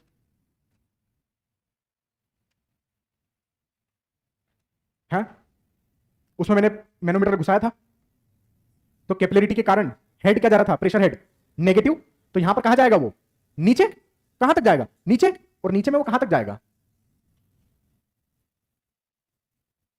नीचे वो कहां तक जाएगा, वो वाटर लेवल तक जाएगा भाई। तो प्रेशर हेड कितना मिल गया, यहां से लेकर यहां तक का हमें क्या मिल गया है, प्रेशर हेड HC, यही तो है नेगेटिव प्रेशर हेड कैपिलरिटी के कारण, ये तो हमारा है प्रेशर हेड। क्या हेड डिफरेंस बन रहा है क्या, हेड डिफरेंस बन रहा है क्या, तो वाटर फ्लो होगा क्या, वाटर फ्लो नहीं हो रहा है, हाइड्रोस्टैटिक कंडीशन। अरे हेड डिफरेंस नहीं है तो वाटर कहां फ्लो हो रहा है, हाइड्रोस्टैटिक कंडीशन ना। आप फ्लो को ये मत समझ लेना कि पानी ऊपर जा रहा है तो ये फ्लो हो रहा है, इट इज समथिंग डिफरेंट, और पानी का हाई हेड से लो हेड डिफरेंट जाना, that is something different, it is totally different picture we are talking about. तो हमें ये हेड मिल गया, इसका मतलब क्या हुआ कि मैं यहां पर यदि प्रेशर हेड निकालना चाहता हूं इस पर्टिकुलर लोकेशन पर, तो कितना आएगा, इस पर्टिकुलर लोकेशन पर प्रेशर हेड निकालना चाहता हूं तो कितना आ रहा है, माइनस का, अब मैं बोल रहा हूं इस पर्टिकुलर लोकेशन पर पोर वाटर प्रेशर बताओ कितना आएगा, जीरो नहीं, जब प्रेशर हेड मौजूद है तो minus HC into, so this is the value of pore water pressure, समझ में आ रहा है। तो यहां पर पोर वाटर प्रेशर मिल रहा है मुझे, तो मैंने कहा ठीक है, इसका डिस्ट्रीब्यूशन थोड़ा सा मैं इधर राइट साइड शिफ्ट कर रहा हूं जगह न होने के कारण। तो आप देखिए अब मेरे पास पोर वाटर प्रेशर कितना आ चुका है, यहां पर आ रहा था आप लोगों का गामा W इंटू जेड, और यहां पर जा रहा है नेगेटिव वैल्यू, तो पीछे साइड बना रहा हूं, कितना जा रहा है गामा W HC या HC गामा W, जो भी आपको लिखना हो, समझ आ रही क्या बोल रहा हूं। तो ये आपका ट्रायंगुलर डिस्ट्रीब्यूशन, मतलब ऐसा करना कि ये यहां पर आए, ठीक है, ये फ्री वाटर सरफेस पे जीरो वैल्यू आए, है ना, फ्री वाटर सरफेस पे जीरो, तो ये हमारे पास क्या है पॉजिटिव, ये हमारे पास क्या है नेगेटिव। तो ये अभी तक मैं आपको क्या पढ़ाते आया कि पोर वाटर प्रेशर आप हमेशा कहां निकालोगे, अभी तक मैं आपको क्या पढ़ाते आया कि पोर वाटर प्रेशर आप कहां निकालोगे, वाटर टेबल के नीचे। ये एक अकेला ऐसा केस है जिसमें पोर वाटर प्रेशर आपको वाटर टेबल के ऊपर भी मिलेगा, क्योंकि वाटर टेबल के ऊपर क्या हो चुका है, कैपिलरिटी आ चुका है, जिस कारण आपको वहां पर भी पोर वाटर प्रेशर मिलेगा, और कैसा मिलेगा, नेगेटिव पोर वाटर प्रेशर देखने को मिलेगा, क्योंकि आपके पास नेगेटिव प्रेशर हेड बन रहा है, इसलिए आपके पास नेगेटिव प्रेशर हेड बन रहा है, इसलिए मैंने कहा ठीक है सर, इससे फायदा हो रहा है कि नुकसान हो रहा है उस पर आइए सर, मैंने कहा ठीक है, फायदा हो रहा है कि नुकसान हो रहा है उस पर आते हैं। मान लो ये आपकी लेयर 1 है, मान लिया, ठीक है सर मान लिया, जरा मुझे बताइए what is the total stress at the layer 1, total stress layer 1 पर कितना है, अरे बोलो, पोर वाटर प्रेशर लेयर 1 पे minus HC gamma W, minus HC gamma W, तो इफेक्टिव स्ट्रेस कितना आ रहा है लेयर 1 पे, zero minus minus HC gamma W, so value is becoming positive, कितना आ गया। अब तुम्हारे हिसाब से बताओ, खुद दिमाग लगा के, मेरा फायदा हो रहा है कि नुकसान हो रहा है। आज तक शुरू के जो भी 4 केसेस हम देखें, केस नंबर 1 2 3 इफेक्टिव स्ट्रेस के देखे ना अभी हमने, हर बार हमें यहां पर इफेक्टिव स्ट्रेस कितना मिल रहा था, ये पहला केस है जिसमें हमें कुछ ना कुछ तो फायदा हुआ या नुकसान। As a good civil engineer हमेशा क्या चाहते हैं, higher value of effective stress या लोअर वैल्यू, तो हमारा इफेक्टिव स्ट्रेस क्या हो रहा है, बढ़ रहा है, तो हमारा क्या हुआ यहां पर फायदा। तो कैपिलरिटी हमारे लिए फायदेमंद है, क्योंकि इसके कारण हमारे सॉइल के इफेक्टिव स्ट्रेस क्या हो जा रहे हैं, बढ़ जा रहे हैं। आप खुद ही सोचिए यहां पर, फॉर एग्जांपल के तौर पर आप देख लीजिए, क्योंकि हम जानते हैं इफेक्टिव स्ट्रेस होता है total stress minus pore water pressure, तो effective stress will be equal to total stress minus capillarity में पोर वाटर प्रेशर कैसा हो जाता है, नेगेटिव हो जाता है। कैपिलरिटी जोन में पोर वाटर प्रेशर कैसा हो जाता है, इस जोन में नेगेटिव हो जाता है, तो आपके इफेक्टिव स्ट्रेस भी क्या हो जाएंगे यहां पर, प्लस हो गए। तो आज तक इफेक्टिव स्ट्रेस माइनस हुआ करता था तो वैल्यू कम होती थी, अब इफेक्टिव स्ट्रेस क्या हो रहा है, यहां पर प्लस साइन आ रहा है, तो इफेक्टिव स्ट्रेस इंक्रीजेस इन कैपिलरिटी जोन, ठीक है। सो यहां पर अपन क्या लिख रहे हैं, that means effective stress increases in capillarity zone, in capillarity zone, effective stress increases in capillarity zone. अब सुनना, पिक्चर अब चालू होती है, सुनिएगा सभी लोग प्लीज, लिख लेना, मैं समझ दूंगा, लिखना, सुनना, मैं बताना चाह रहा हूं कि ये जो HC गामा W आप देख रहे हैं, इसको क्या बोला जाता है, यहां पर ये जो HC गामा W आप देख रहे हैं इसको क्या बोला जाता है, तो मैं लिखता हूं, ये जो HC gamma W with negative sign आप जो देख रहे हैं, this is called capillary tension, ये क्या है आपका कैपिलरी टेंशन है, और इसको आप नेगेटिव पोर वाटर प्रेशर भी बोल सकते हैं, और इसको आप सॉइल सक्शन भी बोल सकते हैं, इसको आप प्रेशर डेफिशिएंसी भी बोल सकते हैं, इसको आप कैपिलरी पोटेंशियल भी बोल सकते हैं। इतने सारे इसके नाम हैं। ये जो चीज है ये कैसा वेरी कर रहा है, नोट, ये कैसा वेरी कर रहा है, ट्रायंगुलर फॉर्म में वेरी कर रहा है। इसकी मैक्सिमम वैल्यू हमें कहां मिल रही है, लेवल ऑफ मेनिस्कस पर, और इसकी वैल्यू जीरो कहां पर हो रही है, फ्री वाटर सरफेस पर। उस ग्लास ट्यूब को यदि मैं देखूं, उस ग्लास ट्यूब को यदि मैं देखूं तो ग्लास ट्यूब में ऐसा बनता है। तो ग्लास ट्यूब में यदि प्रेशर डिस्ट्रीब्यूशन डायग्राम बनाना हो तो वो भी ऐसे ही बनेगा। मान लो यहां से वाटर टेबल ऊपर की तरफ राइज हो रहा था, वाटर राइज हो रहा था, तो आपको मेनिस्कस के लेवल पर मैक्सिमम वैल्यू क्या देखने को मिलेगी, कैपिलरी टेंशन की, और वो रिड्यूस टू जीरो हो रही है कहां पर, फ्री वाटर सरफेस पर। तो इसका जो डिस्ट्रीब्यूशन होता है वो कैसा होता है, ट्रायंगुलर होता है। तो हमने यहां पर नोट करके लिखा, the maximum value of capillary tension, the maximum value of capillary tension is observed at the level of meniscus, at the level of meniscus, and it reduces to zero at free water surface, at the free water surface, at the free water surface, full stop। समझ में आई बात, ठीक है sir, मान लिया। अब सुनिएगा, ये एक पिक्चर हमें क्लियर हो गई सर, क्या आप इसके बारे में बात कर रहे हैं। अब मैं इसको फोकस करता हूं। ये क्या हो रहा था, पानी ऊपर की तरफ चढ़ रहा था। सुनिएगा क्या हो रहा है, पानी ऊपर की तरफ चढ़ रहा है। ये पानी ऊपर की तरफ चढ़ रहा है। कोई भी चीज जब ऊपर की तरफ जा रही है मतलब वो अगेंस्ट ग्रेविटी जा रही है, तो वो कहां में होगी, नेगेटिव में होगी। अब एक मिनट के लिए सोचो कि मुझे, मान लो ये एक दीवार है, वॉल, इधर भी एक दीवार है, वॉल, मुझे ये दीवार पर चढ़ना है, तो मैं कैसे चढ़ूंगा, इधर पकड़ूंगा स्पाइडरमैन, इधर पकड़ूंगा स्पाइडरमैन, तो मैं थोड़ा सा हाइट चढ़ गया, फिर और पकड़, और ऊपर चढ़ना है, बहुत हाइट तक चढ़ना है, फिर अगला पॉइंट पकड़ूंगा, फिर अगला पॉइंट पकड़ूंगा, फिर अगला पॉइंट, फिर अगला पॉइंट, फिर अगला पॉइंट, फिर तो ऐसा करते करते मैं ऊपर चढ़ जाऊंगा। एक बात आप नोटिस करना, जब मैं ऊपर चढ़ रहा हूं इस तरीके से, मेरे हाथों में कंप्रेशन आ रहा है या टेंशन आ रहा है, मेरे हाथों में टेंशन आ रहा है, दर्द हो रहा है हाथों में, है ना, सो टेंशन इज कमिंग। अरे तो सेम पिक्चर वाटर के साथ नहीं होगा क्या, उसके हाथों में भी तो क्या होगा, दर्द। तो जब वो वाटर ऊपर चढ़ेगा तो उसमें भी क्या होगा, टेंशन। एक बात, दूसरी बात, अब मैंने वो दीवार को पकड़ा, इधर पकड़ा, इधर पकड़ा, मैं ऊपर चढ़ रहा हूं और उसको तो मैं क्या कर रहा हूं, नीचे खींच रहा हूं। तो मेरे हाथों में कंप्रेशन, मेरे हाथों में तो टेंशन है, लेकिन जिस चीज को पकड़ के मैं नीचे खींच रहा हूं उनमें क्या है, कंप्रेशन। तो मैंने तो दीवार को पकड़ा था, यहां पर पानी किसको पकड़ रहा है, सॉलिड्स को। तो solids are under the compression and water is under the tension. अब सोचो एक मिनट के लिए, पानी ऊपर चढ़ रहा है, वो टेंशन में है, वो सॉलिड्स को पकड़ रहा है, पहला सॉलिड पकड़ा उसको दबाया, दूसरा सॉलिड पकड़ा दबाया, तीसरा सॉलिड पकड़ा दबाया, तो सॉलिड्स तो दब रहे हैं, मतलब हमारे सॉइल का क्या हो रहा है, कॉम्पैक्शन हो रहा है, सॉइल डेंस हो रही है। अरे जब सॉइल डेंस होगी तो क्या उसके इफेक्टिव स्ट्रेस नहीं बढ़ेंगे क्या, ये बढ़ गए इफेक्टिव स्ट्रेस। जहां इफेक्टिव स्ट्रेस घटते थे आज प्लस का साइन है, मतलब इफेक्टिव स्ट्रेस क्या हो रहे हैं, बढ़ रहे हैं। तो because of capillarity water is under the tension but your solids are under the compression. तो सॉइल डेंस हो रही है, सॉइल दब रही है, सॉइल का स्टिफनेस बढ़ रहा है, सॉइल का डिग्री ऑफ फर्मनेस बढ़ रहा है। अब सॉइल की मजबूती पहले से और बढ़ चुकी है, डेंसिफिकेशन हो चुका है आपकी सॉइल का। समझ में आ रही बात। तो capillarity is very good for me, फायदेमंद है।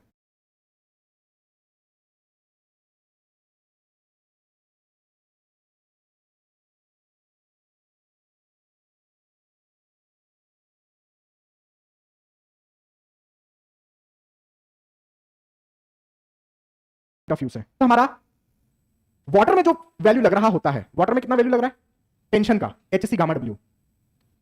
सॉलिड्स को वो कितने फोर्स से दबा रहा होगा, सेम वैल्यू से, एचसी गामा डब्ल्यू। ये रहा वो एचसी गामा डब्ल्यू, ये नेगेटिव में था और ये पॉजिटिव में है, ये टेंशन में था, ये कंप्रेशन में है।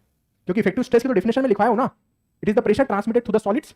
तो ये क्या होगा, पॉजिटिव होगा, ये नेगेटिव होगा, ये कंप्रेशन में है, ये टेंशन में है। इसको कैपिलरी टेंशन बोला जाता है, इसको कैपिलरी प्रेशर बोला जाता है।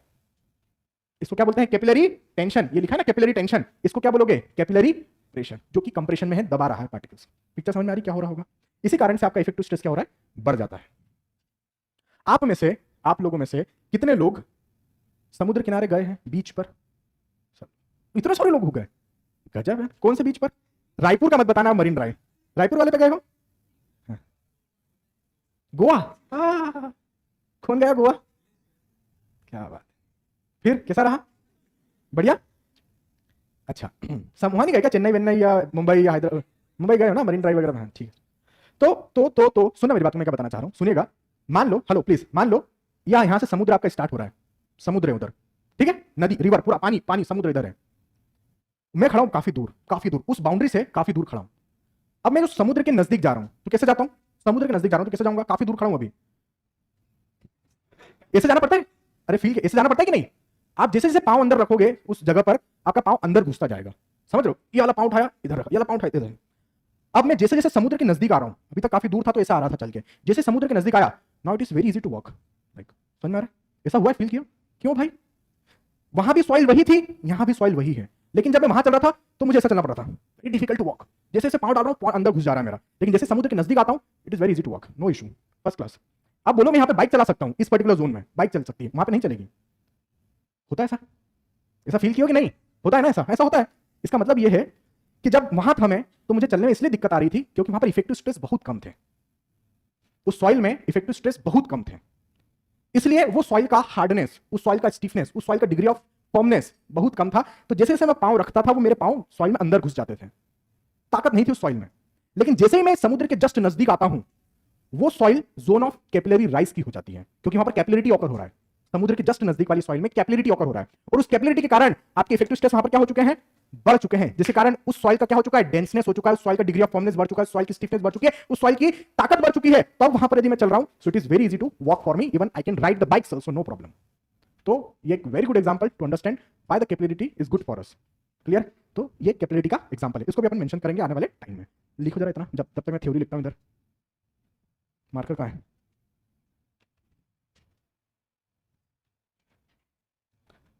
अब जिन लोगों ने ये फील नहीं किया होगा, वो अब जाएंगे गोवा, देख के आना, ठीक है? घर पे आपके पिताजी माताजी पूछेंगे तो बता देना एजुकेशनल ट्रिप है सर, ट्रेनिंग चल रहा है गोवा में।